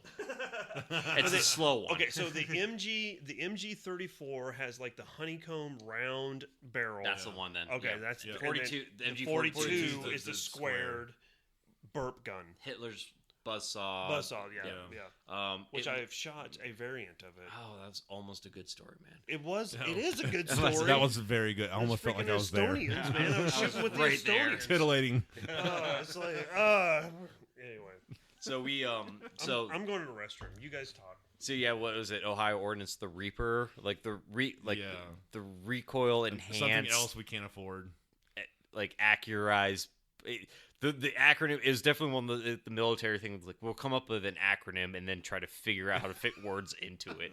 So I feel like PSA was going to go that route. They're like, we'll come up with the M1 carbine and then the enhanced M1 carbine, where it's going to be like a modernized, where you have like M-lock slots and everything. It shoots 30 carbine for some reason because someone has a box of that somewhere. Dude, it's a completely different tangent. I stopped by the High Point booth today. Yeah. It was. I saw the Yeet Cannon and the Yeet Cannon G1. Okay, so we have a Yeet Cannon. But we had the G1. No, we have one of them, and it's like a brick. It literally feels like a brick. It performed as you expect. Actually, my favorite thing about that gun was it kind of forced you to do the teacup grip, because every time you shot it, the magazine would just kind of like slightly eject out. So if you shot with like a teacup grip and slammed that magazine in and held it, it shot great. The second you remove that and you shoot once and you shake it and the magazine will just fall out. It did not like hollow points. First magazine was hollow points, and it just freaking failure to feed, you know. You gotta polish them ramps, bro. Yeah, that sounds like a you problem, not a High Point's problem. No, High Point was so last year we were out there is when they announced all their 10 mils, and we talked with them for a little bit. They re-announced. I think they announced that they're going to do the $100 bill lines again. Oh God. Like the OEM one, because apparently there's like a counterfeit one that came out as well. Someone came out with a counterfeit $100 bill High Point. I think that was a thing. They had who was that? Oh, I think it was Rachel with Clay was watching the live stream, and I walked up. There was like this pink glitter High Point. I was like, this is for you right here. Like, it is like it's like, what do you call it? Metallic. Like, like the rose it gold. Was incredibly sparkly. Oh, nice. I was like, oh man, they're reaching all markets now. And then, but I think that's what other booths. You know what else I found interesting is that the Inland stuff is in the same booth as High Point. Inland? So that should tell you about like the M1 carbine copies. Yeah. So that should tell you enough about their their stuff. Absolutely. Well, the one thing that as I bumped the microphone, one thing that I did notice, especially this year, is so this is like my 5th year, is I'm starting to see more and more manufacturers consolidate into the same like booth area.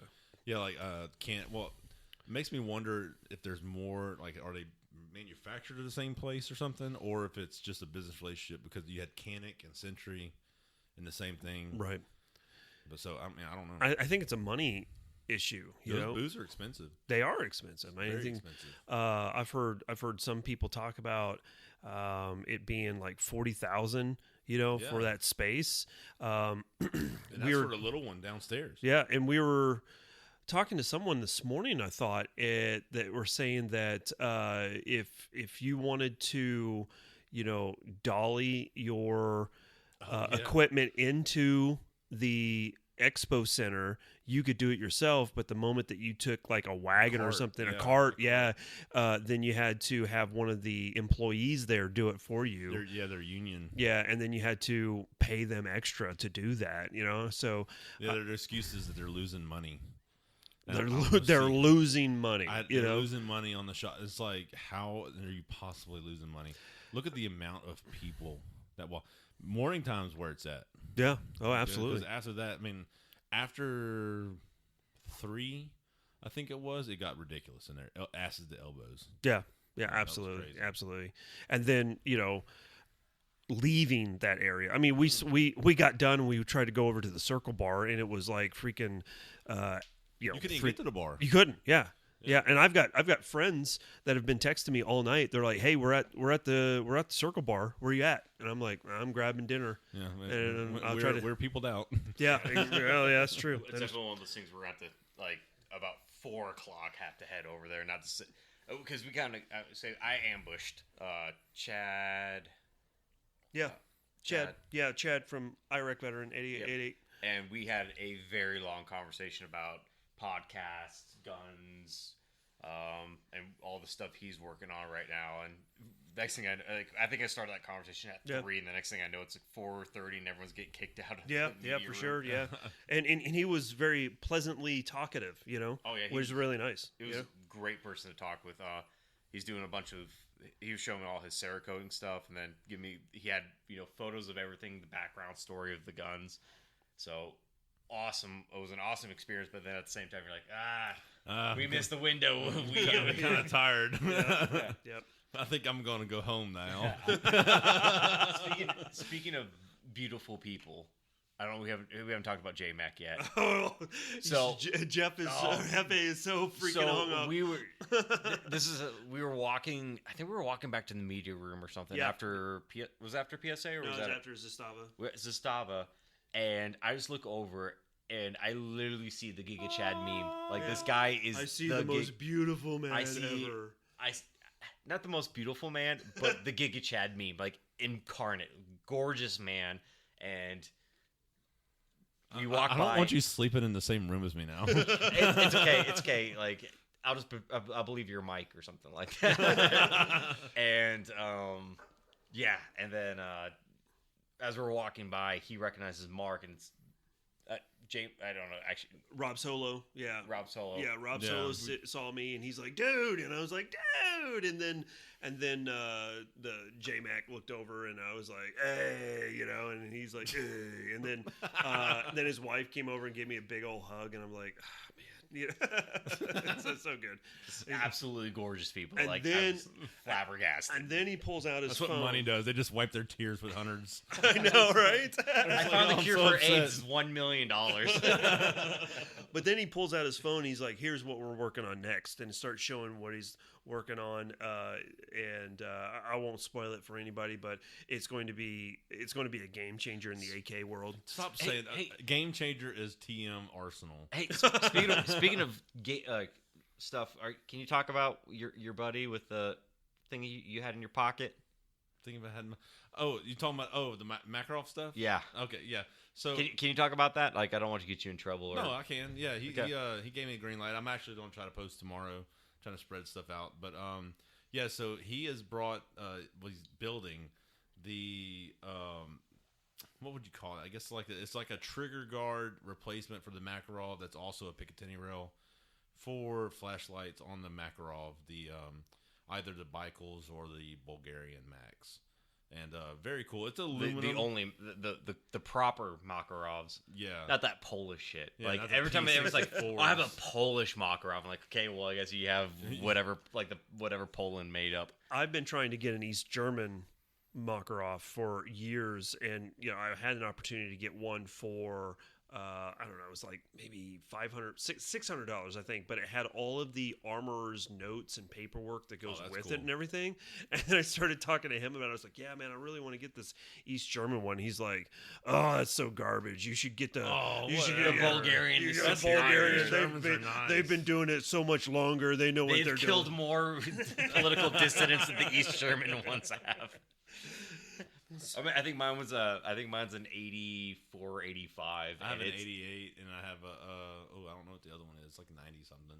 And it's just like every time I pick it up, I'm like, oh, you've seen some shit, man. Dude, my Mac. So out of all the guns I have, my Makarov is my daily carry. Oh, really? Well, when I put the rail on it for Belarus and stuff, and the light and the holster. I got the dozer grips. Hey, talk to us a little bit about that.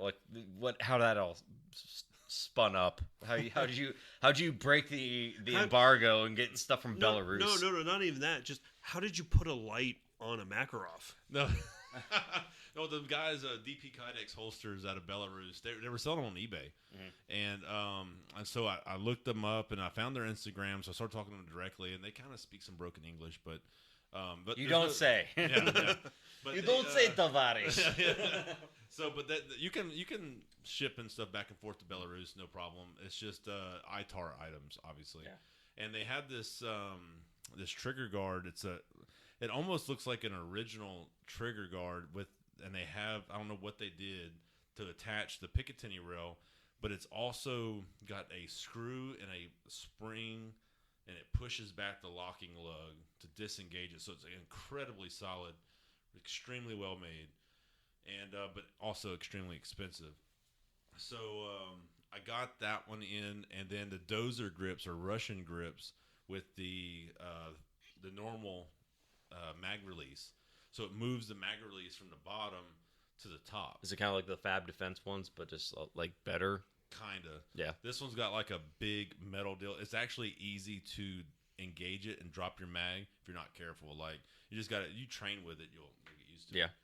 But and I also have the mag extensions. I have like I think it's their +3s. So it's anyway. I think it's an 8-round mag. Yeah. So it's +2 because it's 10 rounds now. +1. So 11. So it's like, man, I got 11 rounds in my mag. Plus the dozer grips, plus the laser light. I'm rolling, and I'm gonna be sending my slide off to 2C to have it milled for a red dot. It's gonna be, and it's they're hefty guns. They are just it's beastly. legit. It's legit. And you can't find 9 Mac anymore though. I find it all the time at my local gun shop. Yeah. Oh, well, okay. We can't find any because They even make so even on AIM Surplus. I think it's AIM Surplus. They got the hollow points. Oh, dog. Yeah. yeah. So, and also 7.62 top. They got the hollow points. Every so often, our gun store gets a Tokarov, but it's usually gone within a couple of days. So the one to get is the Norinco. The Norinco Tokarevs don't have that. So for them to come into the States, they have to add a safety, right? And what they do is they drill a fucking hole and ruin it, aesthetically, and then put that plastic safety on there. And you can remove it, but you still have a hole in your frame. The Norincos come in with they have an added trigger that has like a Glock safety on the trigger. You got to push it. I mean, it doesn't really work, but it's a safety. Yeah. So, but you just take that out and you put a replacement trigger in, and you have a normal Tokarov. So I actually bought one from my local gun store, last year sometime. And I sent it off. I was talking to MK3 Firearms, actually, because I had a surplus high power. I was going to have them do, like you've seen, M57's really cool. Yeah. So I was gonna send it to him and say, I want that exact same thing. And then we got to talking, and I bought the Tokarov, and I was like, hey, how funny would it be to do that with a Tokarov? He's like, actually, I would love to do that. I was like, oh, hell yeah, let's do that instead. So I sent him that, and it's been probably 6-7 months. I told him to work on it when he has time, so hopefully I get to see him. Maybe tomorrow or something we'll go by and see his shop, and because he does amazing work. And maybe he's got some work done on it. I'd like to see it and check it out. That'd be cool. I think it's kind of a weird thing that's kind of popped up is everyone's taking these old classic firearms and giving it like a little. Yeah, because what James Reeves just had one with like the Colt 1903, like the hammerless 1911s or whatever. Yeah, he had a Novak. Was it Novak? It was a Novak. It was 1903, but he had a Novak. Did a bunch of custom work. Yeah, so made it like that duck camo and it had front cocking serrations and. It had like some trigger work you can tell and stuff. And then it was also like made it so you can take like an RMR or something like that. Yeah. So it was cool piece. Yeah. And I love the video because he talks. Have you seen the video that he had about it? Mm-mm. So he starts off. He talks. It was an entire thing about his. I think it's like great uncle, and it was his great uncle's in law enforcement, and this is like his duty gun, or like his backup. Concealed carry and has like all this paperwork on it, and then he just cuts like, and then I sent it off and had this done to it, and so you can just hear 1,000 screams of people like, "Oh God, what has he done?" All the FUDs cried out at once, and then insert Yoda meme. Well, and then after towards the end, he goes, "I'm just kidding." Like he's like, "I have this one. This is like a family heirloom. Never gonna let it go." But then I just bought a shitty one that I could find online that was kind of already rusty and nasty, and got sent off to get work on. 110 SAS. Yeah, 110 SAS. He took a World War I 1911 and sent it in and had MK3 did that one as well. Oh yeah. And they added was it an RMR or was it like a acro? I think it was an acro pre 2. He likes to put acros on them. Yeah. With those, so it's probably an acro. It was a rail with the light. Yeah. The mag extension. So like an actual world like. Yeah, actual World War I 1911. Because when you look at the video, he shows you like the original one, and then it cuts to another one. I don't know if that's the same pistol. Oh, it very well may not be. I don't know if it is. I don't know if he's just triggering people. He probably is. He I've talked to him in DMs and Instagram, and he seems like he's that mischievous type of dude, that would do that just to piss him off. And pull a James Reeve on us. Yeah, for sure. So, all right, so we went on our whole tirade. We're we're vibing. You you went to Belarus, you I didn't betrayed go your to country, you you got honeypotted, and then you came back with a Makarov that you can put a good quality American-made light on it, correct? Yeah. Chinese. Olight. No, yeah, it was Olight because they make the holsters, and the holsters are really high quality. Like, they're really nice holsters, but they only make them for the Olight because that's all they can get, ITAR. Mm-hmm. So somehow the ITAR was circumvented. I don't remember. I don't know what happened with China. that. That's they circumvented it somehow, and they just recently received a Streamlight TLR7 sub. I don't know how they did that. But so they wanted that because of the American market. They're like, they don't understand why Americans don't like the Olight. They don't understand because that's all they have over there, and it's great. And they don't understand why the Americans, but they understand the American market, and they're like, we can't get one. Yeah. I don't know how they got it. They got it somehow, and so now they're going to start making holsters for the TR7 sub with the Makarov. Okay, so then that led into you're talking with. So yeah, this other I can't remember. I have to look it up real quick. He just sent me. So he's starting his own business, making these things. It's basically going to be basically the same thing, but with no moving parts. Excuse me. It's like a solid piece of. Right now, it's a prototype, so it's a solid piece of aluminum, and the original ones are going to be. I mean, the new ones, I guess, are going to be all steel, so they can absorb the recoil and everything. It is Dominus Tactical Solutions. I'll be making a post about that soon. And we'll I say we. This guy will throw it in the comment section. It's very cool. So he wanted me to just test it out. He said it'd probably withstand about 200 rounds on the aluminum before it mushrooms and deforms. But it's a really cool concept. I think it's going to be, it's a space in the market. There's nothing like that in the United States, except for Belarus, and maybe some people don't want to pay what $300 it is now for that rail, just for the rail. That's how much from Belarus is that the one? They used to be cheaper. I remember they were like $159, and they got popular, and doubled the price. Then something happened around that region, where it makes it really hard to get in the United States, and we don't know what happened exactly, but. So this is going to be. He wants the thing from talking to him. He also has a holster. He's going to be equipping with it. So he wants both the rail or / trigger guard and the holster to be sold as a set for under $300. That's not too bad at all. And then and it's a simple process. You pretty much just you literally knock out that one pin and swap it out. That simple. And it's going to be for the Makarovs. The Bulgarian ones and the Bikals or Russian ones. Okay. Pretty much all of them. He said he is going to work on a Polish one too. Actually, no joke. All jokes aside. No, well, and as it's like struggling to not make it's a not joke even right that. now. It's like as someone who has like zero dog in this fight, and I just like just talking shit. It's like I bought a Bulgarian Makarov when I was in Bulgaria. Yes, look at me. Yeah, yes. Look at me. I handpicked it, but we were not going to get in that story on the internet because that's. Yeah, how'd you get it back? Let's not talk about it. And yeah, so that obviously I have to have that buyer's confirmation where like, oh, you didn't pick the Bulgarian one that I did. You are the worst person in the fucking you world. Didn't pick one that's on I think Atlantic's got them for like what $350 or something like that. Oh right yeah, now? they're always stupid cheap. That's definitely one of those. I would say it's almost like the Mosin of like concealed carry pistols. Yeah. Everyone's like, oh, I can get this for like $300. This is great. And then you carry it 2 or 3 times and it's a brick in whatever system you're carrying it in. Go lift weights, dude. Yeah. Now all of us are like 6'5", okay, man. Like, so why haven't someone tried to take some of these surplus Makarovs and try to make them into 9x19 Luger? Probably the recoil system. I would imagine. Yeah, I mean, maybe something can change. I don't know. I mean, you have to change your barrel out. I know people do the 380 conversions, but I'm sure it would have to do with the how the recoil system, probably the spring, of course, the barrel, the slide would have to change. You have to change almost the whole pistol. Yeah. Well, I think Lone Wolf had it for a while.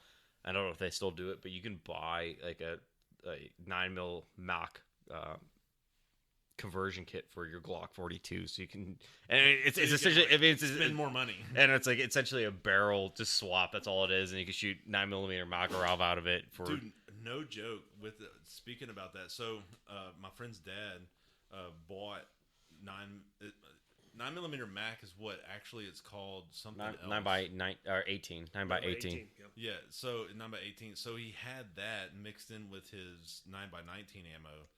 And so we were loading it up one day, and he filled the whole Glock mag up with 9x18. Mm-hmm. It fired fine. It hit the target and everything. It just didn't have enough power to cycle that action. Yeah, I mean, it's kind of probably like, I can shoot 32 shorts out of a 32 H&R, but I can't shoot 32 H&R out of a 32 short. Or I could shoot 357s or I could shoot 38 specials out of 357, but if it's designated 38 special, I should not be shooting 357. Or it's like I can shoot 300 blackout through a 5.56. Or wait, no, I can't. I can shoot little in the big one, but I can't shoot big in the little one. That's essentially what we're trying to get to. I can shoot. Sorry, I could shoot 12 gauge out of a 50 cal, but I can't shoot 50 cal out of a 12. You can once. Yeah, once, and then you have to put a thumb in it. And is he here at all, by the way? I'm sure he's probably kicking. Yeah, I haven't seen anything, but So we talked about AKs, we talked about Makarovs. Like, what other just off the wall things are you kind of working on? Is that about it, or? For a while, I was in the ham radio. That's like the second time today, because we talked with Chad, and that's what 90% of our conversation started delving into is the ham radio license and GMRS, and I was like, hey man, I have a technician license in ham, and I have a GRMS GMRS. We're smooth brands. I have a Baofeng, and I'm thinking about doing like a mesh network, and that's really about it. You can't even legally do that technically. Mesh networks? No, the Baofengs. Oh yeah, No one's going to check you though. Like, there's probably gonna be some angry ham operator in your area. Like, someone's operating on this channel. Like, motherfucker. No, and he's gonna try to do some Foxhound operation and try to figure out who it is. And funny enough, there's a guy in Lake Charles where I live, and so I started ham radio. I didn't realize there was this vigilante, or not really vigilante, this rogue ham operator. Mm-hmm. And so he would just harass people. And so I'm a new ham radio. I'm like, I'm gonna fire up my machine for the first time and make contacts. And this dude just starts singing on the radio and stuff. It's totally unprofessional. He ended up getting fined I don't know how many tens of thousands of dollars for it, and they confiscated his he was they were brought him to court, federal court, and all kind of stuff. I wonder how much was FCC driven, and how much was that it was other ham operators, snitching on each other and try to get this guy. They take it very seriously. It's almost it reminds me of the Halo 2, sorry, not the Halo 2, but the Call of Duty Modern Warfare 2 days when everyone's just doing their thing. And there's that one guy that starts reporting everybody because he's like, I don't like that word. They take it. There's a specific set of rules, and the specific set, when you're technician licensed, you can only do 10 meters, and then below that it's VHF, UHF, and you have to start your transmission with your call sign and all this. There's a lot of rules, and people, they take it very seriously, and it's sometimes it's kind of man, who cares, But yeah. At the same time, it's really cool to make contacts around the world. That's really neat. And there's the guys that can contact the space station and stuff when it flies over. That's really cool. But I've sold my my base station, because I had a base station with a big antenna and everything, and I was like, I'm not really going to use it. So I swapped to in my truck. I have an ICOM. I think it's I can't remember what it's called, 5100 or something like that, 5300, and it's VHF, UHF, and D-Star, which is digital, and it's really cool. So, but I mean, you could talk to anybody as long as you can connect all the repeaters across the country, or whatever. Yeah, it's radio's definitely one of those things that I think it should be kind of the next stepping stone. If you're looking at getting into this community at all, it's get an okay duty pistol, get rifle, get ton of mags, get ammo, get training. Radio is going to be the next thing, especially when you start talking about. You can't be a smooth brain though at radio. No, I mean you can't. I'm gonna say we have an entire military full of it. So we it's just more that the fact that any like military guy will take 5 guys with radios talking than 100 dudes that just can't organize at all. I think the only downside is it's one of those one of those things where at the gun community you can show up to a gun range, ask people to shoot, and they will be able to teach. I think the ham community and the radio community is a very gate guarded community right now. Yeah, where there's a lot of the old people. It seems like a lot of the old people are like the Vietnam guys and stuff. They're very, very gatekeepy when it comes to ham radio. Now some of the younger guys they're wanting to, but it's just like I guess at the same time they get frustrated. Some people trying to teach them and stuff, but because some people just don't get it, and they also like to teach an old way of doing things and everything. There's equipment now for antenna analyzers and stuff. Like you don't have to do all this crazy stuff. And there's the resources. Like I can go on my phone right now and pretty much get a perfect setup, and someone's going to tell me, and I don't have to know what I'm doing. I have to know how it's like. Hey, at setup. It's kind of like in the Army. It's like in the Army. It's like I just know I need to know how to program a SIGNARS. I don't understand why it works the way it does. I just know how to turn it on and put in the radio channel. And if someone needs to put a fill in it, I just know who to go find to put that fill in. It's a little bit hard on the civilian side, especially when I was looking at Hyteras, like some of the Hytera radios, or if you're looking at any sort of like digital with AE256 encryption, you're looking at like a $600 radio, and you almost have to pay for like the $120 like programming package that comes with it. Man, really, you ought to look at BridgeCom if you're wanting to get into like DMR. BridgeCom is awesome for that. You can get the Anytone. I think it's the Anytone plus 8 UV, whatever the hell, and it literally comes like pre-done. Okay. You literally turn it on and you connect, and you can talk to literally anyone like in the country. Like, wow! And they even give you like a class, like it's free when you buy the radio because they want you to learn, and it's a class that's broke down, and you have to answer to. You read all the material, and it's all computer based, and you answer questions, and it makes sure like you have. And it even sends you email like for weekly progress on where you're at, like in your classes to learn how to do everything on the radio. Really cool. Yeah. And there's even like the little it's leaving me right now. It's late. The boxes that you connect to your internet, and it's like you can just be in your house and just you don't need all that crazy equipment because it's all digital. Yeah, really like. Cool. Especially with how digital radio's kind of, let's say, taking over the field. It's nowadays is like, hey, go buy like some sort of truncated DMR radio, and Baofengs are great, analog is great, they have their purposes, but if you're like somewhat serious, go buy like an EF Johnson like 5100, or go buy something like an 800 Spectrum, or not 800 Spectrum, but.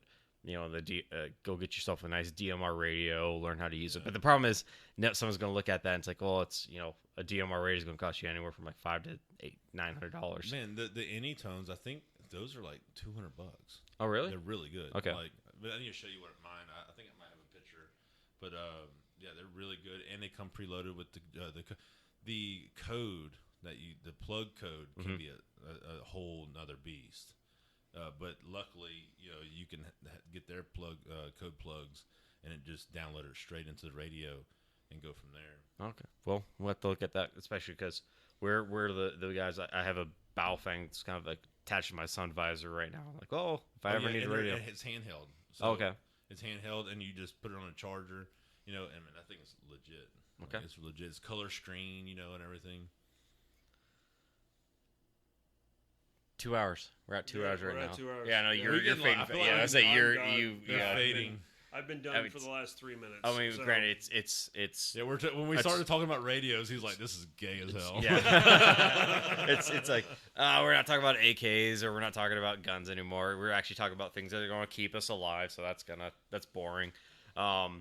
Yeah, it's right now. It's You can even be a weatherman with the when you can join Comet with the Weather Channel and Weather Service, National Weather Service, and you can do storm watching and stuff and report. Well, I was talking with. All right, we had enough for today. No, I was talking with Chad, and it's something that I saw recently. The S2 Underground.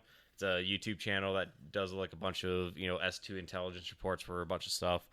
And they started a thing called the GhostNet, and it's JS8 call, and every day they'll get on the radio at certain times and just no, it's not bullshit. It's, they say, hey, here's a news bulletin, and the entire idea is if everything goes to shit and you don't have internet, you don't have TV. Well, it would be kind of pointless though if you didn't have internet, because that's how DMR works. Yeah, I mean.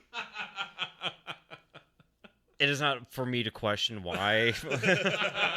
I am told by the internet that this works. You're dropping back to analog. At that point. I think it's to about a 3 mile radius. Well, no. So some of these guys, again, I don't.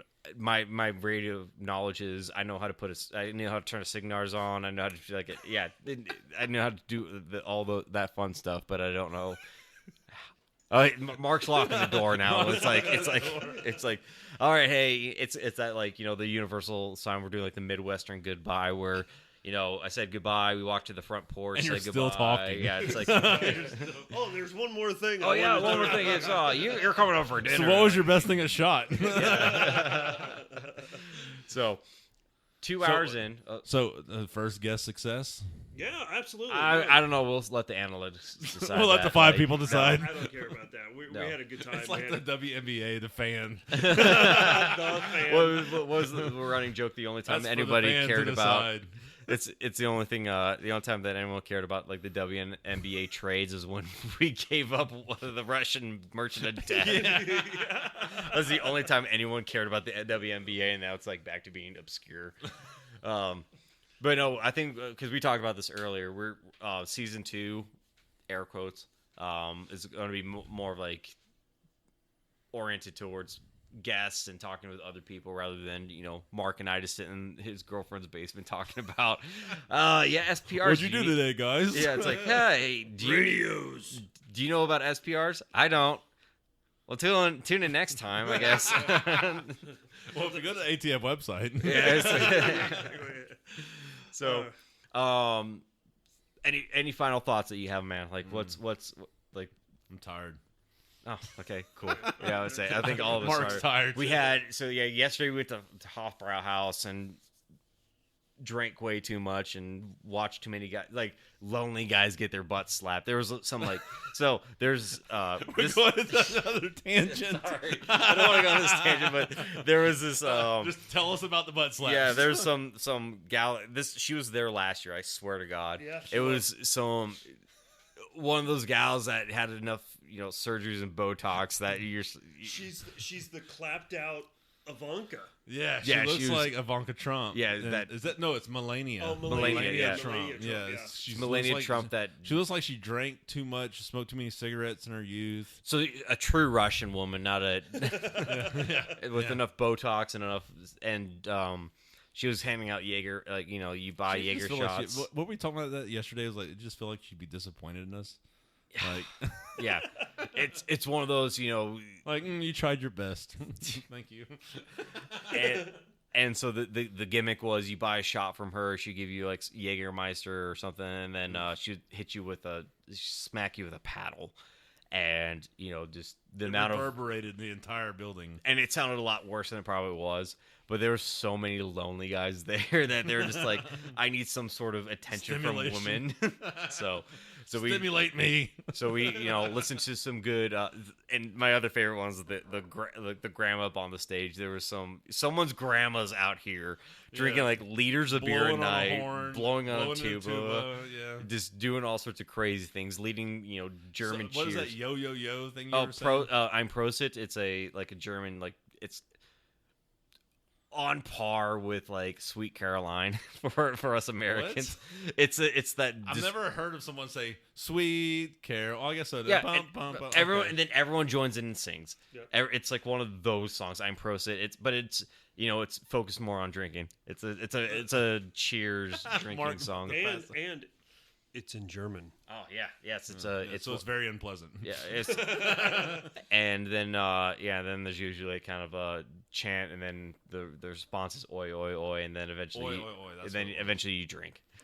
So it's a good time if you live in, like, anywhere outside of the United States. You realize that, hey, there's other cultures and they do things that are actually pretty fun. They eat a lot of sausage. The sausage tower. We're going into another tangent.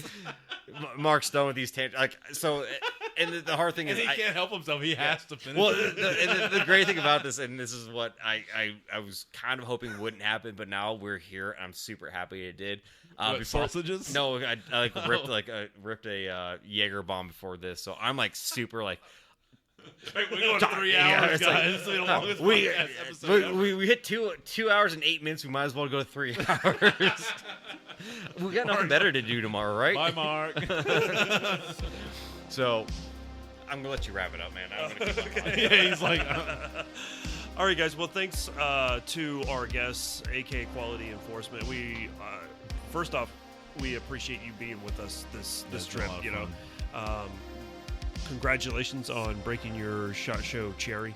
Yeah, I'm happy we're here for it. Yeah, we're here for it, and we're here to support you. So, with that being said, we want to once again say a huge thank you to Atera Arms for sponsoring the channel, and we really do appreciate their support and your support as well. If you could, go ahead and drop us a like, a review, a comment, whatever podcasting. Hate mail, feet pics, yeah, all whatever of you want. Anything. We don't care. Just try to make it positive, I guess, a little bit.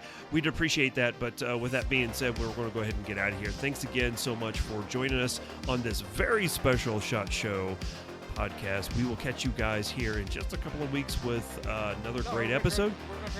We're going to do another one, but yeah, we're gonna space them out. We're gonna space them out. We're gonna space them out. We're gonna try to get gear know-how. Yeah, if we can. Tomorrow's gonna be kind of. It's gonna be pretty difficult. But with that being said, we're gonna go ahead and get here. Are we? Let's. Yes, we are. As always, don't forget to live, laugh, and larp. Take it easy, guys.